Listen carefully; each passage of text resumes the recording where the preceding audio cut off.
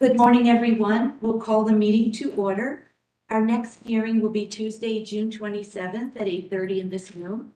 And we will now swear in the staff. Anyone else from staff or just? Do you affirm that the testimony you're giving today is the truth, the whole truth, and nothing but the truth? I do. Great. And then Louis will, you will do the roll call. Yes. So Steve Whitman, not present. Mike Luss, not present. Bob Loversige. Here. Jenna Maniaci. Here. Tony Slanik. Here. Trudy Bartley. Here. Otto Beatty. Here. Jennifer Riddler. Here. We have a quorum. Great. And then Louis, you will give the overview of the hearing format. Yes, so city staff will present application materials. Applicant will be sworn in and asked to present any additional materials. We welcome speakers from the audience. We ask them to go to the podium in the front of the room to speak and limit their discussion to 3 minutes. And commissioners will discuss the case and ask questions if needed. Okay. And do you need to say anything about public forum as well, or? So at this point in time, if any members, if anybody wishes to address the commission on matters not on the posted agenda, they are invited to do so. However, they should limit their discussion to 3 minutes. Anybody wish to address the commission on items not on the agenda? Okay. All right. Now, we do have city staff with us today.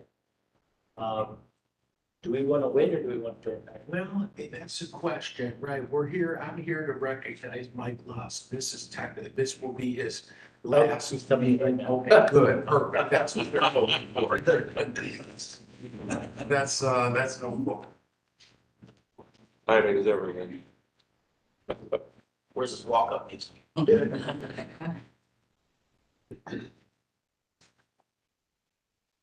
Morning, Mike. Morning, Commissioners. I'm Mark Travillis, the Planning Division Administrator, and I just was going to take a minute to recognize Mike Luss this morning. This will be his last meeting as Commissioner. We're very sorry to lose him. Mike is one of the longest serving members of the Commission, as I think most of you all know, having first been appointed in 1997 by Mayor Lashutka to serve as Commissioner on the Downtown Commission. He's acted as the architect representative of the Downtown Commission.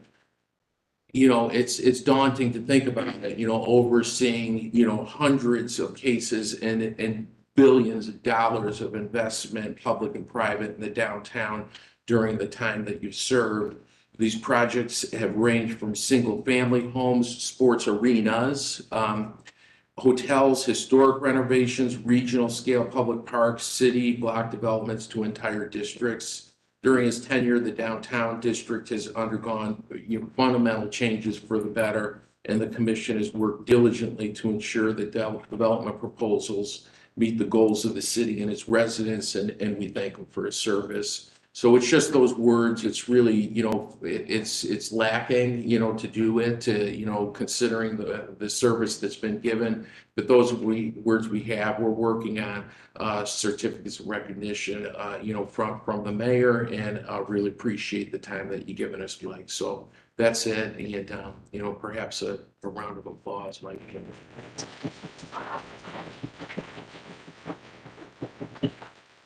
We have a citation of recognition that will be signed by the mayor, and we'll get that to you as soon as that process.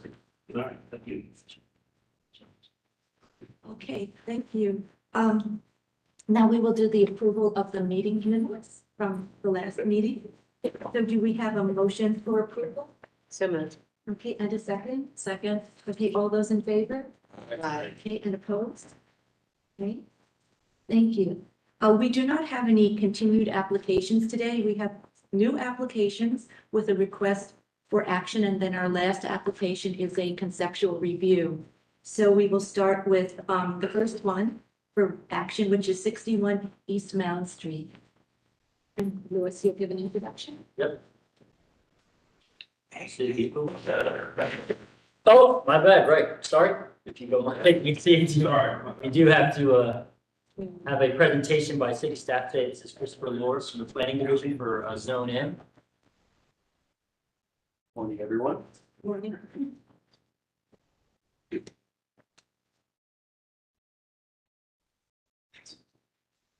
Thank you. Thank you. Thank you.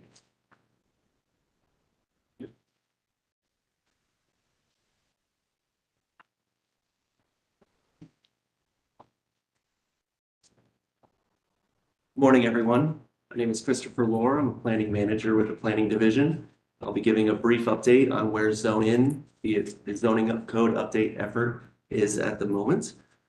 So, as you know, the city and region are growing, and work is underway currently to prepare for the challenges and the opportunities of that growth through an affordable housing strategy, improved transit through the Link Us initiative, environmental sustainability, as well as modernized zoning.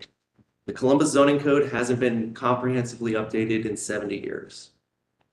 The 2021 assessment determined that the Columbus zoning code does not support our community's aspirations to be an equitable, thriving city.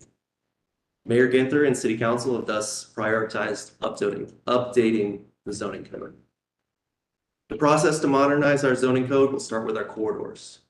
The size of the city and the complexity of the task call for a phased approach to our zoning code update. Zone In has identified 62 main streets and commercial centers that make the most sense of where to start this zoning code process. Data, policy, and public input all tell us that the corridors are the best places to start this effort of modernizing our zoning code. These areas have the greatest opportunity for development capacity to deliver housing, mobility, and employment options for our residents. The current zoning code is restricting our community's potential. Corridors are critical to supporting thoughtful, equitable growth, but they're not delivering the results we need them to. If you look at the 145 miles of corridors that have been identified, 80% of the properties that are addressing the street are at a 35-foot height limit. That's the height limit that is the same within our single-family neighborhoods. Additionally, in another 80% of the identified area, housing is either not permitted at all or not permitted on the ground floor. So even though research like Insight 2050 and our community plans say that corridors like Cleveland Avenue and West Broad Street are the best place for denser, taller offices and housing development, a developer would need to go through a lengthy, time-consuming process, expensive variances, et cetera, to build the kind of community that we've identified that we want and need. Today, nearly 1,000 variances are in place on the 11,500 parcels in the focus areas that are identified in the report that I just handed you. This prevalence of variances shows how broken our zoning code is and our need to update it. All these challenges point to the fact that the zoning code is inhibiting the housing creation our city urgently needs. So you may ask, how do we identify these areas? The zoning team overlaid multiple criteria to identify the corridors that are most suitable to be rezoned first. They include what the existing zoning is in place, commercial zoning overlays, mixed use recommendations from our plans, current code of bus routes, future Link Us corridors, and then site-specific considerations such as at Eastland Mall or the Ohio State University area. By overlaying these criteria, the zone-in team identified 62 corridors and commercial hubs that are smart places to start this work. Currently, where we are in the process is that we are learning more about the effort, or we are learning more about these areas, but also engaging with the public at the same time. Folks can learn more about the effort by going to columbus.gov/zoning update. On that website, there is an interactive map that shows all the corridors that have been identified as well as commercial centers. You can zoom in, check out different properties that are planned to be rezoned. This is just the first phase of the work. This is really the time for folks to engage and talk about what they want to see in these areas.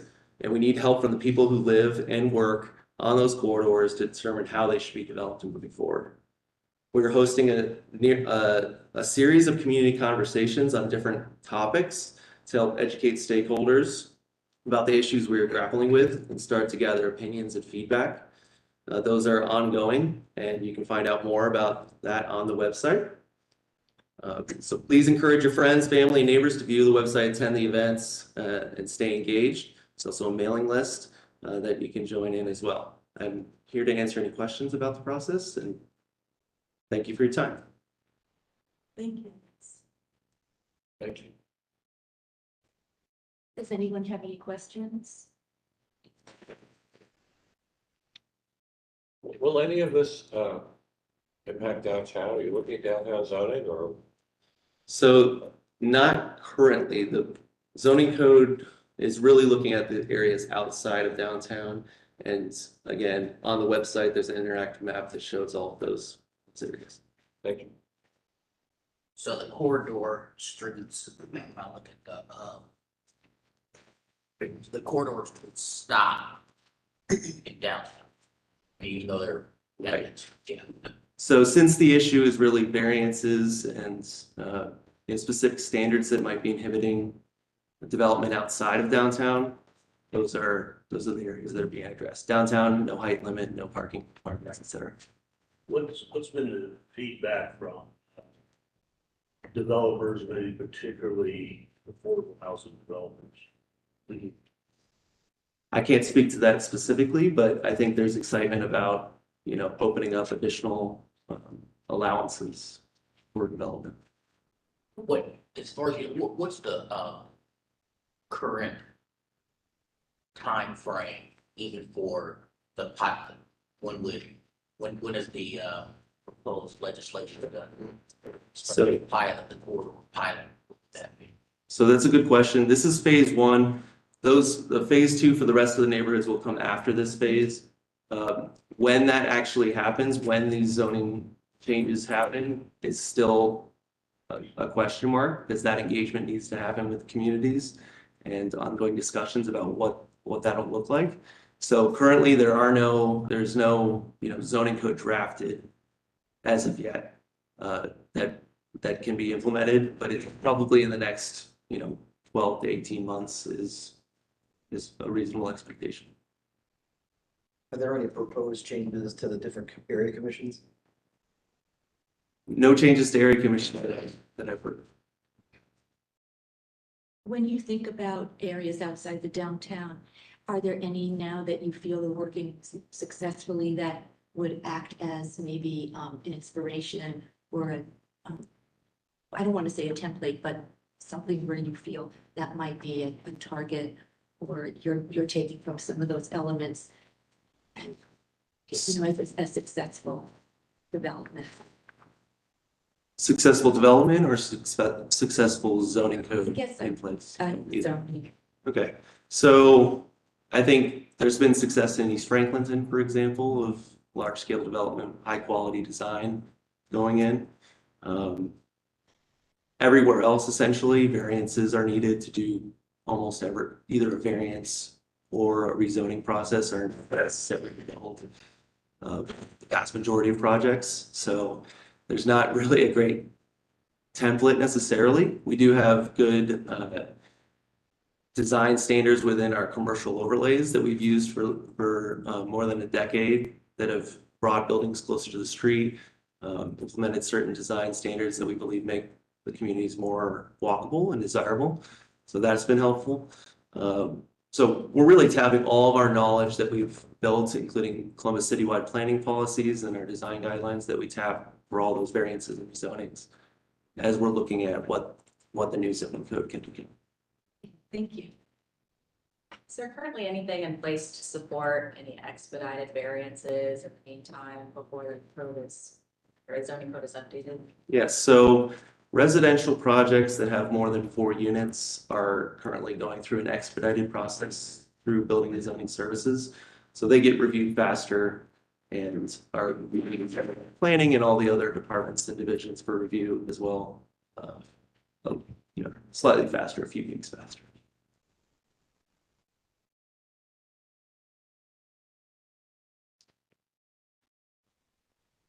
If there are no other questions, thank you very much for the update. Thank you, everyone.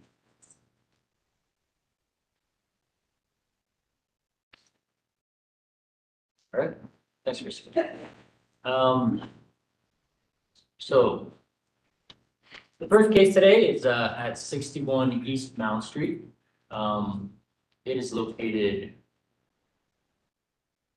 right here at the intersection of Mound and South Third.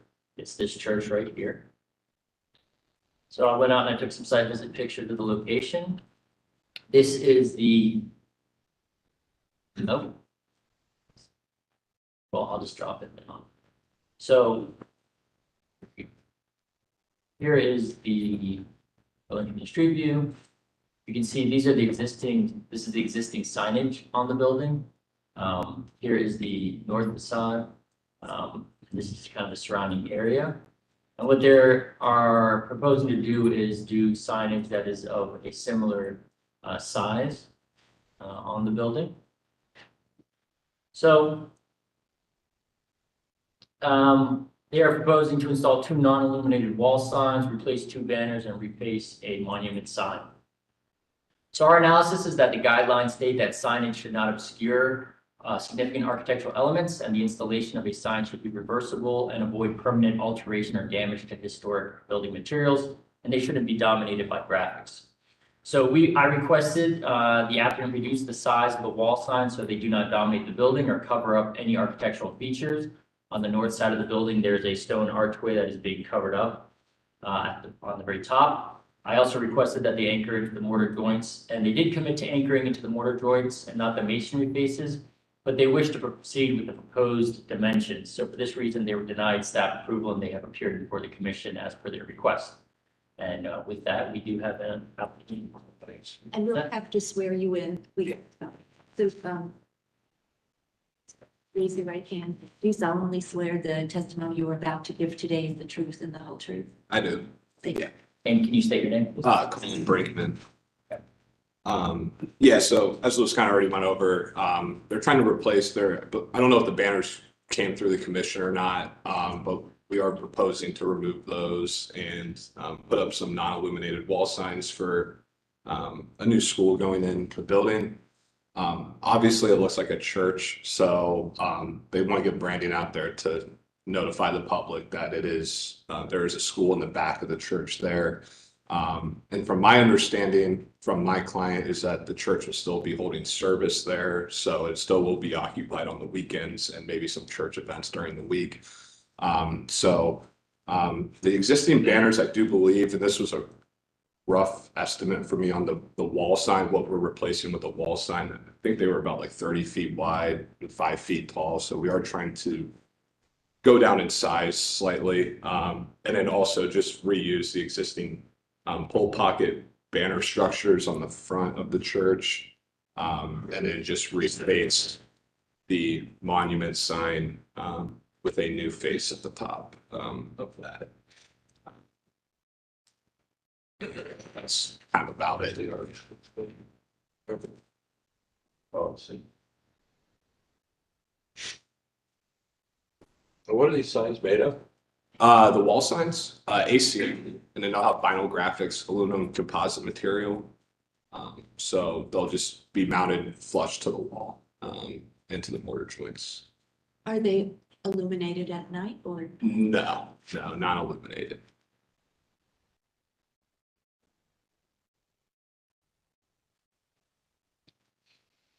So my recommendation was just to reduce it in size so it didn't go from the sills to cover up the arch.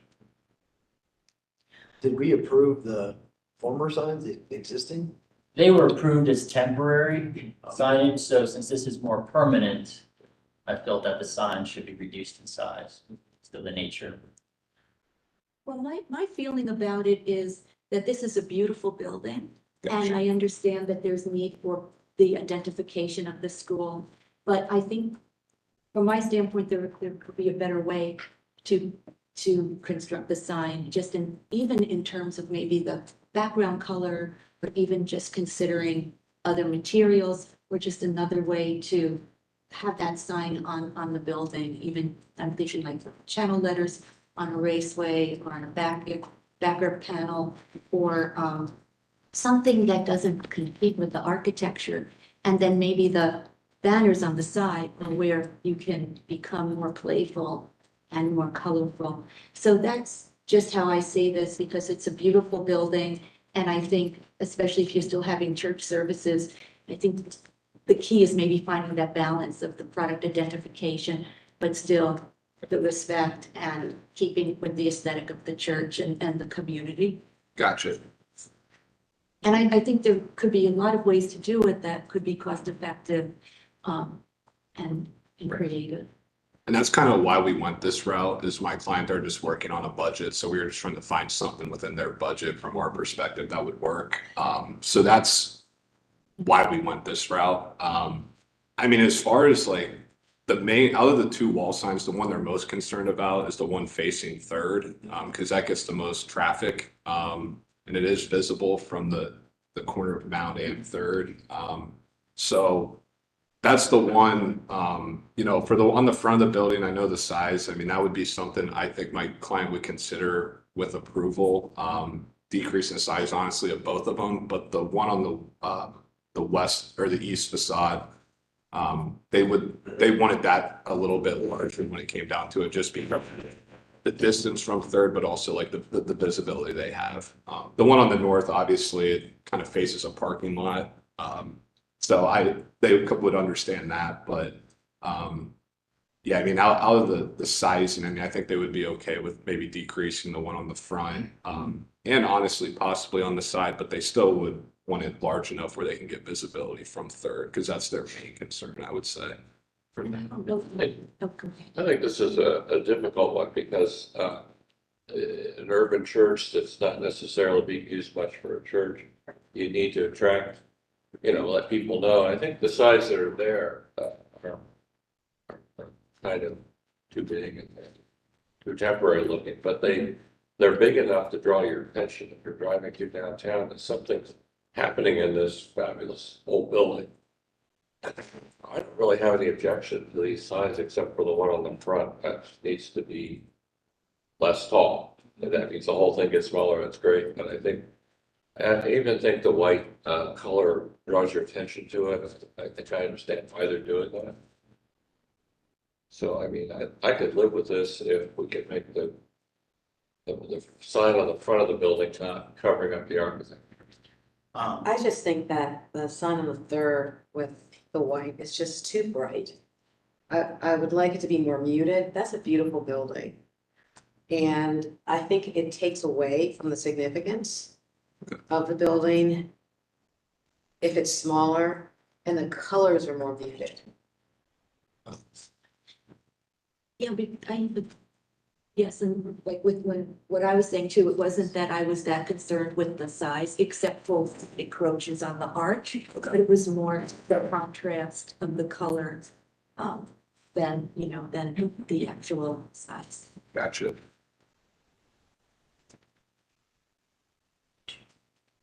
Back up the proposal. Yeah.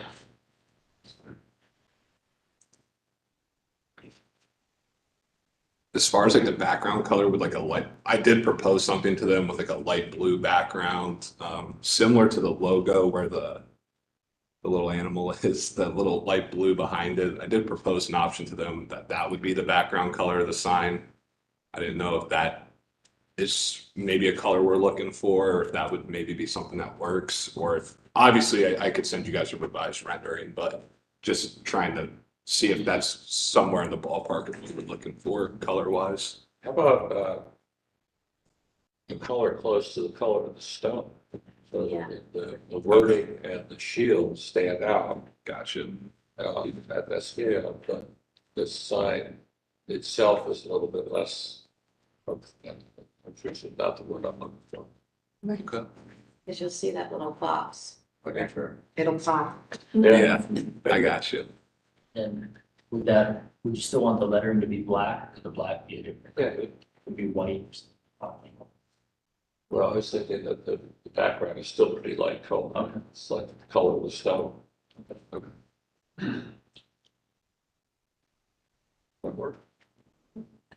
what's driving the division between, there's like a 10-foot section, and there's an 8-foot section, there's a seam?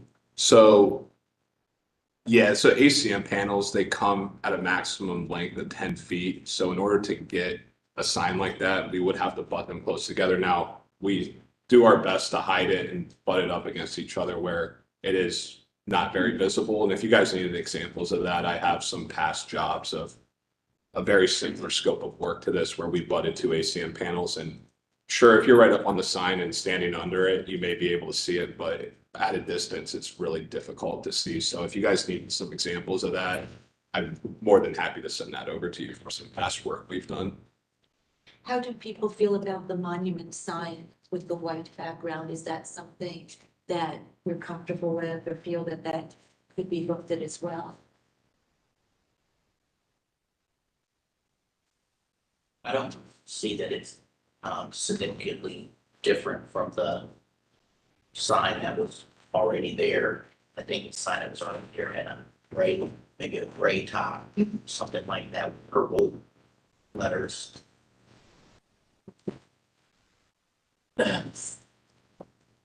This one shown looks different than the one I saw in the packet. It looked like the one that I saw was, the monument sign was white on the top, or? Yes, that's correct. Oh, this one.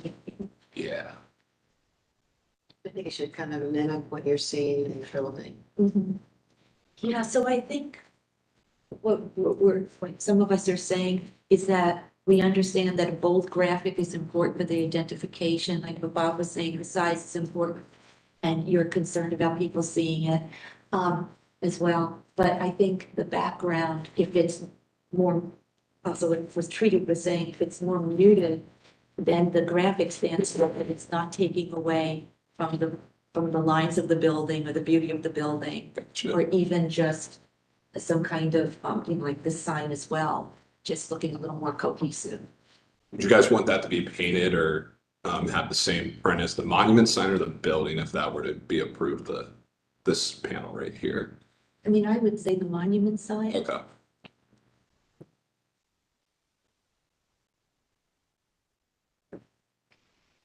In my mind, I like the scroll of like the long banner sign. Is there a way to incorporate that scroll idea into the bigger signage on the side of the building? So it has something to do with the building, rather than it just being a little bit, you got pasted up there? Give it some kind of brand. Oh, I got you, like some. Some dimension to it. Yeah, I mean, that's something, I mean, I could ask my production manager about. I mean, the main thing, I kind of mentioned this earlier, the client was they're working on like a tight budget and it's kind of like pretty maxed out at this point, for what they're trying to do. So that would add cost to them. I could, see possibly what could be done. And see, with my production manager and see maybe we could propose something to the client. But I do know that would add additional costs and they were kind of maxed out at this point. So that's why we kind of didn't look at any alternative option like that for the most part. Any other comments or? I mean, yeah, I think just taking one more advancement in the design to kind of address what's existing, and kind of nodding to the architecture in some way. Gotcha. If, I don't know, just quick idea, if cost is issue, maybe it's going down to one sign instead of two. Right. But that's obviously up to them. Yeah. Budget, but For sure. We have a motion or? So do we have a motion to? What's your schedule? What's the urgency of this? I probably end of June, was what they were ideally looking for install. So yeah, that's kind of what we were hoping for. I don't think it's a hard deadline, but that's what they were kind of hoping for before the 4th of July, realistically. Does it create a huge hardship if we ask you to come back next month with revisions or? I wouldn't think so. Yeah, I mean, this isn't a project where the fabrication isn't too terrible. So I mean, I'm more than happy to come back if needed. Yeah, realistically. Yeah, why don't you come back? Yeah, Okay. I think you need to consult with the client and see what, what they are receptive to, Okay, so should we table it then? okay. And then, yeah, so just the main point is just those wall signs matching the building. And then also the monument sign, and then possibly some sort of bracket, and then making that north one slightly smaller in height so it avoids being over the arch. Okay. Are you the commission comfortable with the staff approval if they meet those conditions, or would you want it to return? Yes. Yeah, I would be, that's good, that's a good point. So do we want to do a motion? Yes, we could have Staff a approval, so they don't have to come back. Would anybody like to make a motion? I could make a motion. I'll move approval of this project subject to the comments that we made in reducing the front side, looking at background colors that are less stark, and the possibility of the brackets. Okay.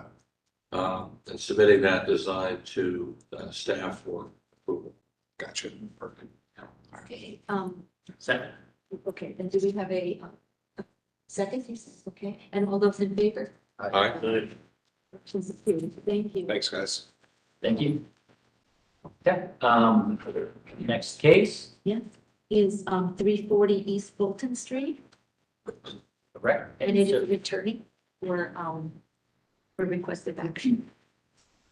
So here's the location, corner of Fulton and South Grand Avenue. We've seen this location multiple times. We want to revisit the site visit picture. That might be a good idea. Okay, I'll go through them pretty quick. Hopefully they should work. Okay, well, something's wrong today. Not working, so I'll just drop in. So this is the current building here at the northwest corner of Fulton and Grant. This building, it's 80s or 70s, parking lot in the back, setback, some trees, and this is just kind of like the overall general vicinity of the building. So they are returning for final approval with a proposal to demolish an existing office building and replace with a 5-story, 68-unit residential building. It appeared before the commission twice before conceptually, the last time in February 2023. Primary feedback was that Slannick said they should reduce the size of the graphics. In response to that, they removed the east-facing parapet wall sign and reduced the size of the southern-facing wall sign. So our analysis is that guidelines state that the downtown's built environment will continue to be enhanced and energized with new buildings that promote good design, long-lasting building construction and materials, and attention to detail, especially at the street level. Proposed new construction generally meets the guidelines with regards to design principles and materials. The applicant will return at a later date with details regarding the landscaping and public art. And with that, the applicant is here to present. Okay, we just need to swear you in. Do you swear that the testimony you were about to give today is the truth, the whole truth, and nothing but the truth? Yes. Yes. And can you please state your names? Carrie Smith? And Shane Hahn, Shane Hall. Hahn, Hawn. Okay, thank you. Go ahead. So we have a couple updates we wanted to present to you today. We had one of our bricks unfortunately get discontinued, so we have a new brick. It's the bottom of the finished board in front of you. That's going to be one of our main facade elements.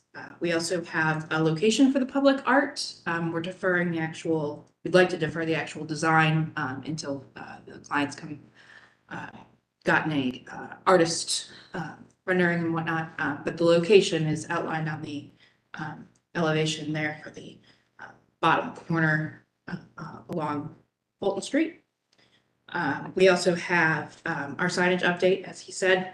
We've reduced the size so that it's only on that southern facade there. It's also on our main entry piece. The renderings show it as white and black. The complete details subject to actual cut sheets from a design company. We also have landscape renderings and several details regarding the fencing in the rear of the lot, and then benches that'll be in the rear and near the main entry, along with some planters. Providing more details on the rear fencing as well. Yes. Yeah, if you It should leave to be- the back of the packet there, there's some information.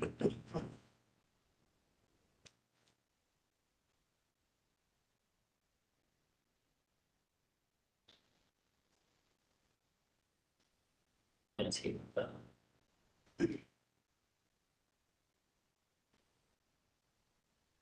That's, Where are the benches in the parking They're along Grant, along Grant? Okay, right out there, more of those darker elements there. I see. Yeah, just near the entry. And then there's a couple in the very back corner. It's fenced off from the parking.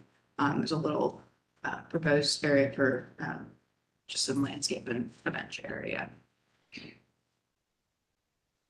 Also too, on the proposed landscaping along Fulton, we are actually encroaching over our property line. That's an item to bring up in terms of any cooperation the city may lend with that. The goal is to provide some additional greenery along there, but it should be highlighted that those planters do come out past the property slightly. you've been in conversation with DPS about that, or? You know, David Blair may know that. Okay. He's out, but I can get with him to determine that. I believe they are in court, trying to get that coordinated. They are, yeah, I think, yeah, they have talked, we haven't gotten a firm answer from them yet, but they're here. Could you say again where that encroachment is? Right along Fulton there, those shrubbery. Yeah, The a few of buildings those. on the property The line? building's pretty close to the property line there, yeah.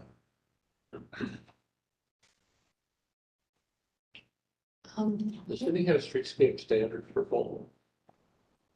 There are some existing trees along there. I believe the goal was to try and replace them one for one post-construction. Maintain or replace isn't Yeah. good. It would meet the streetscape. The city just did this portion of the streetscape, so. I had a comment about the windows, the window that you call window H on the south facade on the ground level. So, the square windows. So. On the Sorry. actual on the actual elevation, like the construction document, Mhm. you show two windows on the, I guess that would be on the west side of the garage opening. And then on the architectural rendering, you show three. And I think the pattern, I know what's going on behind, you're dealing with the function, what's going on behind inside. But I think the pattern of the three on the south facade, like right there, I think the pattern of the three that you show in the actual colored rendering works better and has more of a sense of transparency than just two, which looked a little sparse for a ground floor level, in my opinion. We're talking about right here. Yeah, and I also think that it's a little difficult to I can't really tell from that how high up those windows are. And if there's any thought, if they are a little bit higher than, let's say, a person's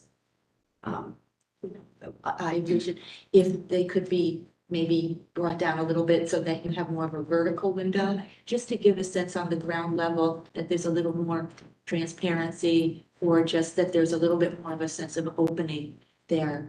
So it just looks like, typically on the ground level, we try to have as much openness as possible. And I just think that it might be stronger if you address that area a little bit. Yeah. Yeah, we it's convert quite that room? possible. Yeah, Is that it's all a single room. Now, the initial design had one window in each space, then the spaces were consolidated. So yeah, a third window, absolutely could do that. In I don't terms know of how others feel about it. I just feel like it might just the sill height, be is a bit- We did place that sill height at sort of our, we have like a row lock that creates a water table around the building. We set the sill height, that's at 3'4" from finished floor. It varies along the sidewalk grade. But I mean, there isn't any magic to that height. It could be brought down slightly. And then my other comment is you have an interesting hardy board panel accent color on the walls, on the exterior walls. And I'm wondering if that is just a flush panel, that's that, what you call it, the lap siding detail, or if that is somehow applied onto it. Because if you look at the rendering, it looks like there's a little bit of a dimension, like a depth dimension to it. But I think from looking at Those blue accents? yeah, are they blue or dark brown? I'm not sure. There's a sample there. Oh, is it dark blue?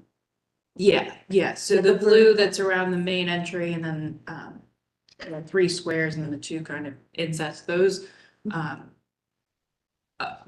are inset, they're, I can't remember how many, not much. About 4 inches, Yeah, 4 3 or 4 inches inches. set there. So they are part of that lap siding? They are No, not. they're still a hardy panel, but they're not the same style as the lap siding, they're a smooth.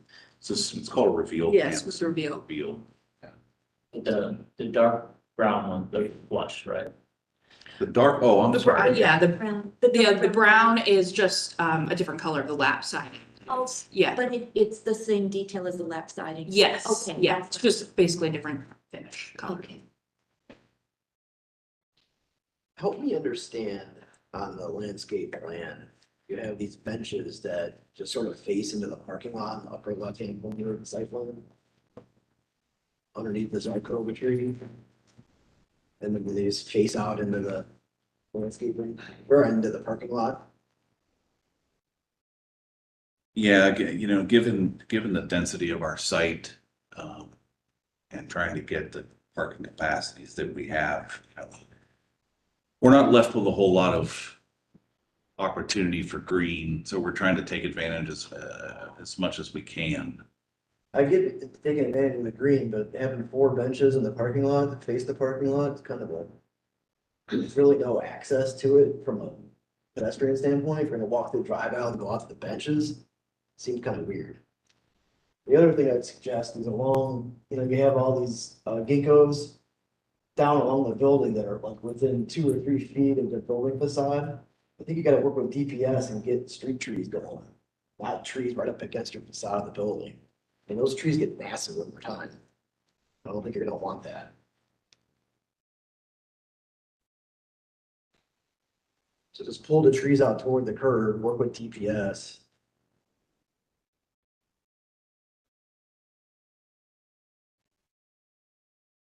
Cause you're kind of floating on that line anyway with that planting, and even with the shrubs and the trees, you're sort of in between the right of way line of yourself.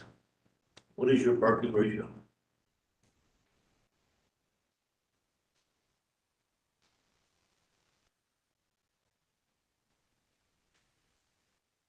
Fifty 28 58, 68 units. and 58 parking spots. Well, that's one.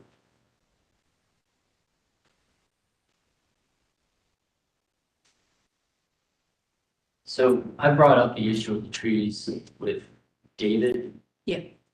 There was some reason for that. I forget what it was. I don't know if it was underground utilities or something.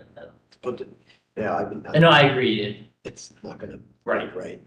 Yeah. So just, I mean, if it's something with utility, get rid of the trees, but the trees Right. are too close. It's not gonna work. We'll evaluate it.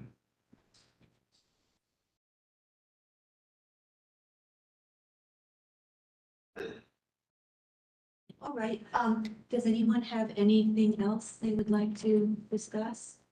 And anybody from the audience have any comments or concerns? Okay, I just had one other, comment, and it's just more of a suggestion.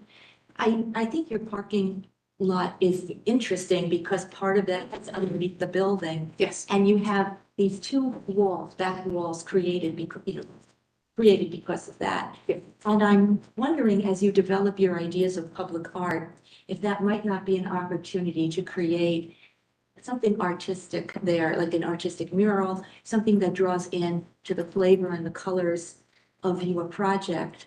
And then maybe it's softly illuminated, so that might be visually really interesting to the residents, and also maybe a way to add some illumination and security. But also, you know, it's functional, but it's creating a design element. So it just might be an opportunity, just given the fact that your parking lot is somewhat part of the building, but also a lot, so. Would you mind identifying sort of the orient me to where? Yeah. So in the parking lot, so the parking lot has two walls that are created by the building, so this back wall. Okay. This back wall here. The Okay. one, I guess let's say where the handicap spaces are and the trash. There. And those screen walls. Yeah, so those walls that now are just plain might be an interesting opportunity for design or public art, as well as what you're proposing on the south. Yes. You're proposing I think like a screen room. demolition of existing building and construction of the new ones. What is your schedule and what is your request with regards to demolition? They're trying to acquire financing around mid-June, late June. I would anticipate probably about 8 weeks after total financing acquisition. So yeah, I would estimate somewhere mid to late August. So the demolition is tied to the financing for the new construction, correct? That's my understanding. Yeah.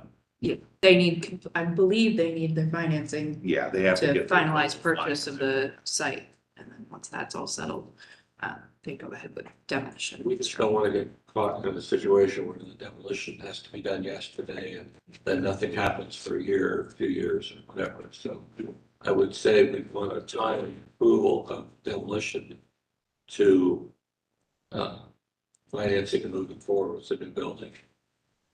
Because we'd rather have an empty brick building than an empty site for any length of time. So are we ready for a motion? And we would include that in the motion. So I guess I can mention the motion.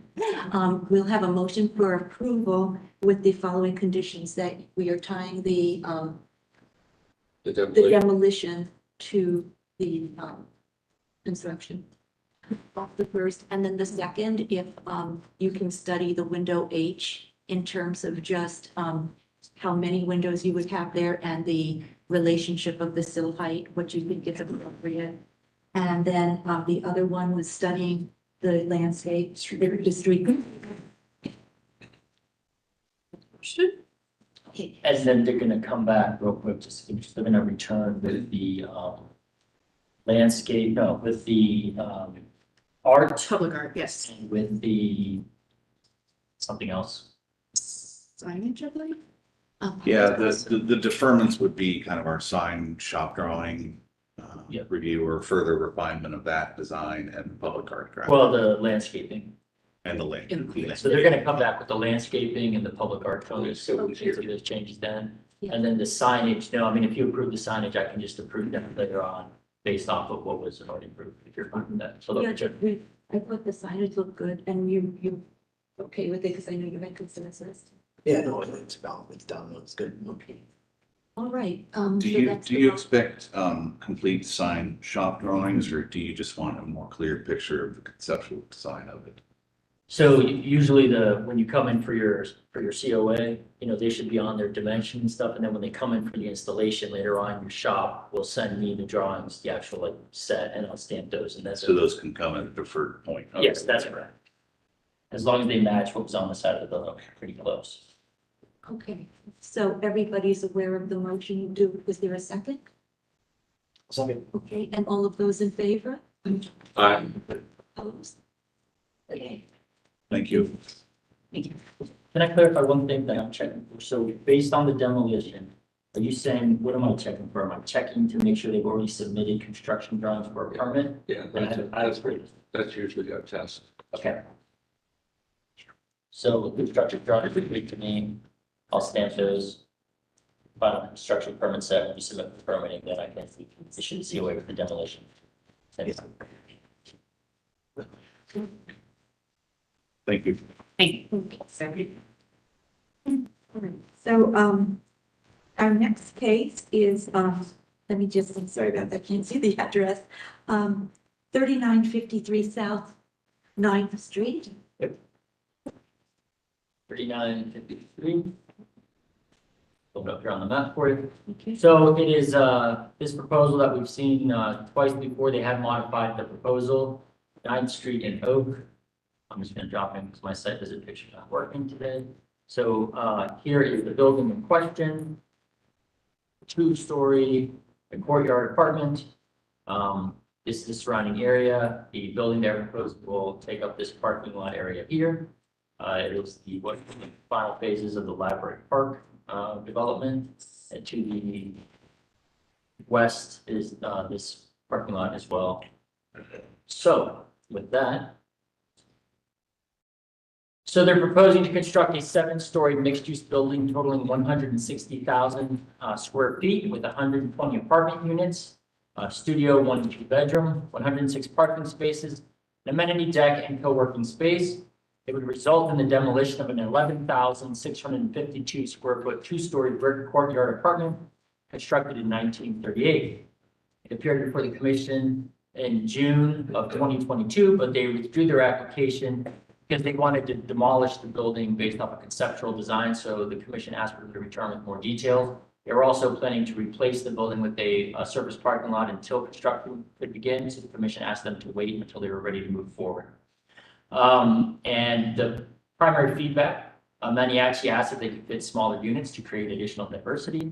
The Whitman stated that they have to consider if what replaces the existing building is better. I think the commission would be willing to do the demolition. So the guidelines, they recognize that downtown is home to the region's most intense development, where larger scale buildings are appropriate. Maximizing the investment potential of a given site is encouraged, but so is preservation of existing building stock. The commission is encouraged to consider if demolition would allow for new development, which in their opinion is of greater significance to the character of the surrounding area. The guidelines further state that a COA should be issued for a permit proposed replacement use building prior to issuance of the demolition permit. The new construction generally meets the guidelines with regards to design principles and materials. The commission may want to consider, if they approve the proposal, some form of documentation of the existing land. And the commission could require that a COA be issued for a proposed replacement building prior to issuance of the demolition permit. The applicant will return with lighting and graphic details at a later date. And with that, we do have someone here from the applicant to present.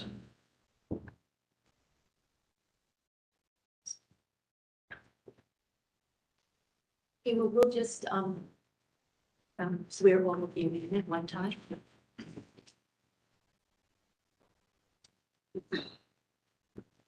Okay, great. Do you solemnly swear that the testimony you were about to give today is the truth, the whole truth, and nothing but the truth? Yes, it's Okay, thank you. Can you please state your names for the record? Eric Buck. David Goff. Justin Turley. Mike Shabby. Ryan Schultz. Ryan Schultz. What was your name, sir? Was there somebody else? Mike Shabby. Can you spell that for me, Ryan? CHIBIN. Thank you. Good. Okay, great. All right, so we're very excited to be here today to talk about the continuation of our library park development. We are requesting a full certificate of appropriateness based on the information provided here today. That would include the demo of the existing structure and then the proposed new construction. I'm going to set the table here and then I'll hand it off to Dave to go through the design. But you know, as you're aware, this does sit in the heart of the Discovery District. And it is the 4th phase of our library park project. The first phase being the renovation of 4 buildings at 66 South Oak. And then the second phase, which was just to the east, new construction at 409 Oak. And then our third phase that we just completed across the street at 50 South Grant. So Library Park Phase 4 is really just a continuing of the development momentum in this area. It's going to add an additional 120 units. And we are very excited to just continue our investment commitment to this area of the city. That'll just kind of hand it off to Dave and go through the design. Sure. So the design as we presented it last time was really a continuation of this Oak Street corridor, really helping with the transformation to make it a very pedestrian friendly area. It's also the intent of Pizzuti as the developer is that there's a lot of variety. There's a lot of sort of assemblage of buildings so that things don't all look the same. So the first three phases all have distinct character, and so this one will be similar. It is a significantly larger building in terms of use of this property. It is we have from the floor plans. You can see that there is actually a multi-level parking deck that is completely concealed inside the building. And so attention to the spaces along Oak Street as well as 9th is all about trying to mask that and then create a very pedestrian friendly streetscape. We can talk a little bit about some of the street level plantings and things like that. We can have Ryan talk a little bit about that if we need to. The building itself is a pretty intensive use of both parking and amenity spaces on the first couple of floors. As you see that, so the south edge of the site and the east edge of the site are a lot of program spaces that will serve the residents of the area, not just of the building, but residents of the area. So there's going to be amenity spaces that include co-working as well as just some recreation, spaces and the gathering spaces on things. The building is built pretty tight to the street edge. One of the things that we have on the Oak Street side is an outdoor sort of veranda porch type area, which is, I guess if you can, that area right there, Louis. So there's an exterior amenity space. And even since we have submitted this, we have reconfigured the water room to get it pushed further back in. So that exterior amenity space kind of comes back across the entire facade along that side. Could I ask you a quick question about the exterior amenities? It looks like from the elevation that it has screening in front of it. It does. And I'm wondering, like, if you could explain why that's completely screened and maybe not partially open to the, to the public or to the public street. Right. So these are hard things to render in computer renderings, right? So the idea here is that, again, with the emphasis from the developer is that art is a very important piece of the district. And so to create something that is a veil, if you will, between the street space and what is the resident space, we're proposing a kind of artful screen element. And we actually included a few representative examples of how that's been done elsewhere in the materials pieces of it. We're showing it as a little bit of an abstract pattern that might be map-like and things. So it's not just what you might normally do to enclose a parking garage or something like that, right? So it very much is about an artful piece. The idea is this is also south-facing. And so, yes, we have street trees. It's going to take a while for that to grow up and things like that. So again, it provides a little bit of shading and things like that for the residents to use that space. And so the idea is that it's more of a translucent veil. It is not about a separation. It's really about using this kind of art move to be able to do that sort of thing. The other piece of this is that the west side of this is an interior lot line. And so normally you get buildings built right up to the interior lot line are blank. So we pulled a lot of things back to be able to get windows onto the west side. This is the east side. The west side, But the west side, yeah, the parking lot facing side, yeah, there you go. So we pulled some of that back, knowing full well that we've got a surface parking lot there that's gonna remain for the near future. And so again, trying to not make this just one-sided is to try to address that. So that's being pulled back around a little bit. So the idea here is that this becomes a pleasing sort of discovery of art that's integrated with the building in this area. And then Lewis, can you go to the other side? So this is the 9th Street side. And again, you can see that the corner is very much about the amenity spaces. And as we move further north, we're using that same kind of screening and proposing probably a little bit of backlighting to that, so that there's some, functions of the bike parking and that kind of stuff that's in that zone. But again, to try to, create something that's a part of the overall architectural experience. The facades kind of work their way up and down with this whole thing. I think since we were here last time, we've actually increased significantly the amount of brick on the building. We're taking it full height. And I think that, from developer standpoint, they like the feel of that and continuation with the neighborhood. There's some contemporary brick detailing that we've included in this thing. So again, all this is just to try to create a strong presence and a continuation of things there in the Library Park district. So I have a question. You may or may not be able to answer it. Have you or are you going to be asking the city for any incentives for this build out?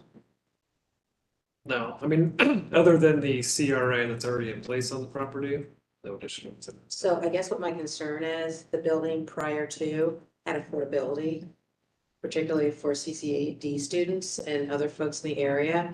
And what we're building right here is market rate.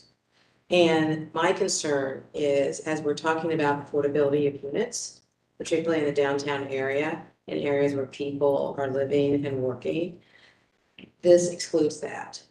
So I'm looking at what was there and what is being suggested to replace, which affordability, of course, is relative. But looking at who's going to be, I think it's beautiful. But I'm just looking at what, the opportunity cost is when we look at who the new residents will be and who the residents were. Does this project have a variety, I've forgotten, has a variety of unit sizes? It does. It has So it has a mix of studios, 1 bedrooms and 2 bedrooms. And I will say from that standpoint, we need to look at this as a community as a whole. And that aspect of our community that is maybe a little bit more affordable is where we did leave in phase 1, when we renovated those existing buildings. That does kind of fall within that workforce housing range. For phase 4, what I see here is a lot of young professionals, maybe right out of college, some students, some CCAD students as well. So yeah, that's kind of we tried to set all these phases up to kind of hit different price points within the market. Phase 3 being the highest and will remain the highest. I mean, I just look at when you're creating neighborhoods, you're also looking at creating socioeconomic diversity as well. Absolutely. And we had that. We have it. We do. Well, that's been our goal as well. Have you had, so my comment is, I think this is the right building in the wrong place. For precisely that reason, we have a very nice historic bedroom apartment, workforce housing unit on that site and a big parking lot next to it. This building would fit on that parking. Now I recognize you buy that, right? And there's a very viable business at the front that needs parking, but you're building parking. I mean, did you have any discussions with the owners of the property next door about creating a win-win, building the building on that site, We giving did. them the parking they need? We did, and there wasn't any interest on their end. So we decided to continue on with This is something the city should be involved with. It's just brokering deals to do the right thing downtown. I think this is not the right thing, tear those buildings down. I really do. The building that you're proposing is fine. It's beautiful. It's the kind of building we want downtown, but we want it on parking lots, not on historic sites. So what I'll say, I don't know, Moose, we can go back to, or if we have it in here, pictures of We want to go to the existing the building. existing building. Yeah. Could you speak up a little bit? Yeah, sorry. Thank you. Thank you, I appreciate it. So there's nothing architecturally significant about this building. Based on what? I mean, if you look at it, I mean, it was built in, what would you say, 1938? It's what, I think the goal and strategic plan of the city is to create more density downtown. Right now, it's a 2-story building with 16 units. What we're proposing has quite a bit more density. Which every time we talk to anybody in the city, that's what they want. And so with our phase 1 of Library Park, we have roughly 70. Turned out half of it, they kept half, that was good. We did keep the buildings that we felt were significant to the area. I will say we do have, and I'm pretty sure they were included in the package, Lewis, that I submitted, 2 letters of recommendation or support for demolition of this building from the neighbors within the community, one being Acova Insurance, the other being the Columbus Metropolitan Library. In these letters, they both state that these are eyesores and a blight to the neighborhood. Well, eyesores, because you've allowed them to deteriorate and haven't maintained. The fact that the building is there, the building is not an eyesore. It's actually a very nice period piece that's been let go to hell. That's not what an eyesore is. You could fix that building up for a lot less money than new construction, and it would be fabulous. I would disagree on that point, but we, again, right now, that building, we've done what we can to secure it as best as we can, but it is also a big safety issue for us as well. Because it's not being lived in, that's irrelevant. Well, I mean, it's a dilapidated building that's for the use that we're going for in this part of the neighborhood, and that I think the city would also like to see in this part of the neighborhood. What we're proposing is significantly better than what is there today. That's the judgment.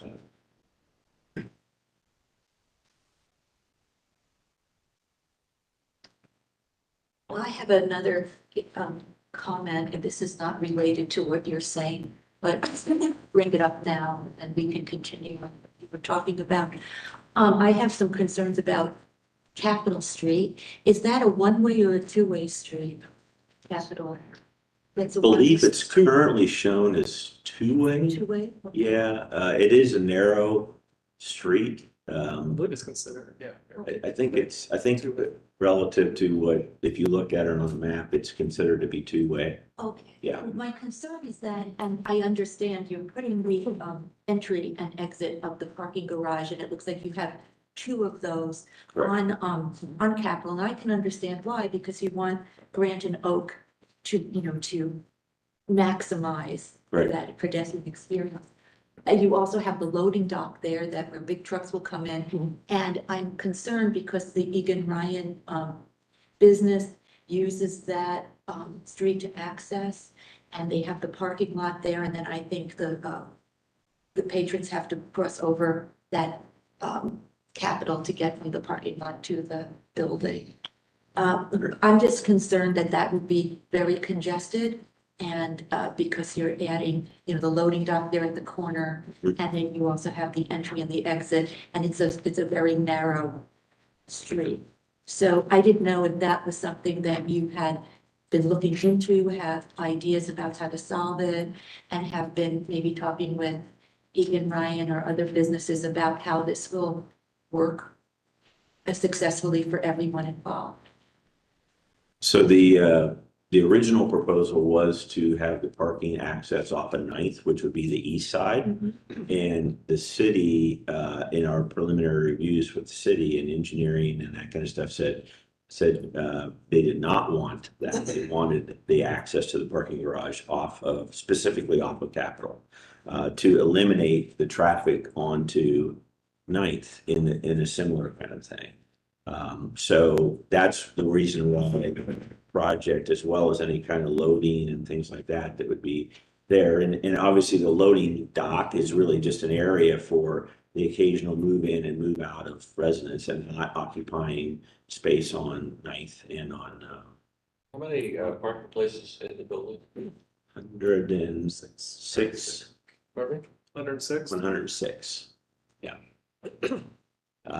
So that's that particular issue, right? And yeah, I mean, the current E and Ryan lot has access to Oak, has access to Capitol as well. And there's a small alley that runs north and south that connects in between those things. And I don't know that that's going to change anything about how No, they would do use have it. access for both sides off of Oak and Capitol. Right. For the site plan, the area, yeah. Yeah, there was, yeah, if you back off, Yeah.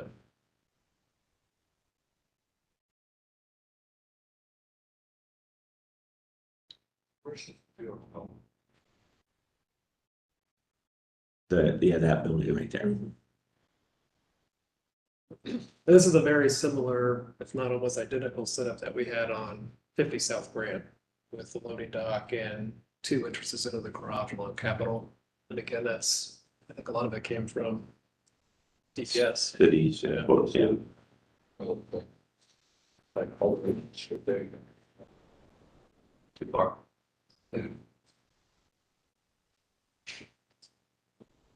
And my other comment was that on Grant, on the northwest corner, I know that you have a lot of I think it's mechanical rooms and other functional spaces there.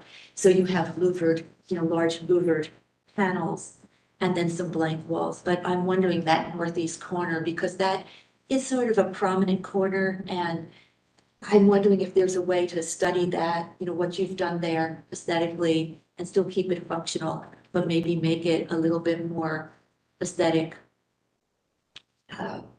Let's see, I think it's. You go to I think the it's east Grant- facade. The Grant, yeah, the east facade at the north end. So not that one, I think that's the south. That's south. This one, so There's you east, get to right. the north, like that, and right at that corner. So I don't know, in reality, maybe it will be fine, you'll have it screened a little with trees and it will look great, but Right. I think it's just something to consider, because you've done such a beautiful job trying to address Right. everything in a thoughtful way. And this is also an area where I think will be very visually prominent, that northwest corner. I agree. I think our attempt, as we've shown it right now, is that there is a continuation. If you can zoom in on that sort of bottom right view of that, there is a continuation of the brick piers, the brick detailing, what is not a standard louver. These are not louvers. Oh, Those are actually, it's kind of, again, another interpretation of the screening that is an open, more slat arrangement. So it's intended to mimic some of the brick detailing. So I think that we are in fact considering exactly what you're asking for that's. in that, so that it does not look like a giant mechanical room behind there, right? Because that's a big piece. Yes, that's that's there. prominent, especially Correct. people using the Capitol, and there's so much going on right over there. Right. David, you mentioned that the amenity spaces on the first floor aren't just for the residents of this building, they're for other people. Are they really open to the public? I'm looking at them, and there's like a bathroom and a lobby and there's not a lot of big amenity space there. But how is that relating to the public? Well, I think it's more about the residents within the entire area, right? Yeah, so each of our phases share amenities between each other. So those spaces. So the other people that would use it are the other people in that Correct. facility. Correct, just like phase 2 can go over to phase 1's fitness center, so. So we have an increased co-working space in this building, so we're opening it up. What's the total unit count across the whole? 415, including this one. Oh, including this one? Yeah. 15. Yep. And of those, how many are what you call for? I mean, I want to be careful with the word affordable, but as far as like workforce housing, I don't know the exact number. I know, Just roughly, I think most of 20. phase one is, which would be 70 units. I don't have the numbers for phase two, three on top of my head. So something good. But did every phase on this project, take on the CRA? Did every phase, because maybe I'm I thinking, believe so. oh, you think so? I believe so. That's every phase took on the CRA. Yeah, I think maybe coming back, if I may, just to the question about the number of units and what's there about and what we're proposing to do. I think one of the questions that we look at for the area, you guys all know, Grant Hospital is expanding. And COVID has plans. There's a lot of plans in the area.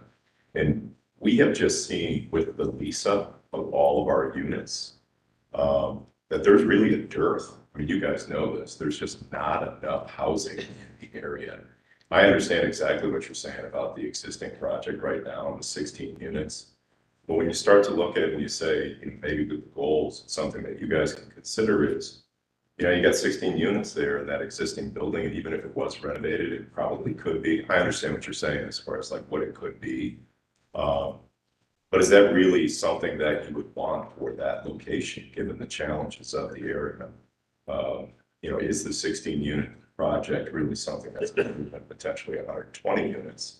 We did make a forthright effort in the design of this after the last conversation that we had with you folks, where I think it was you, Jana, that mentioned that maybe some of the units could be smaller. We made a real conscious effort on phase one to keep the first 3 buildings and renovate those. We really saw that as what we would call an entry-level workforce price point.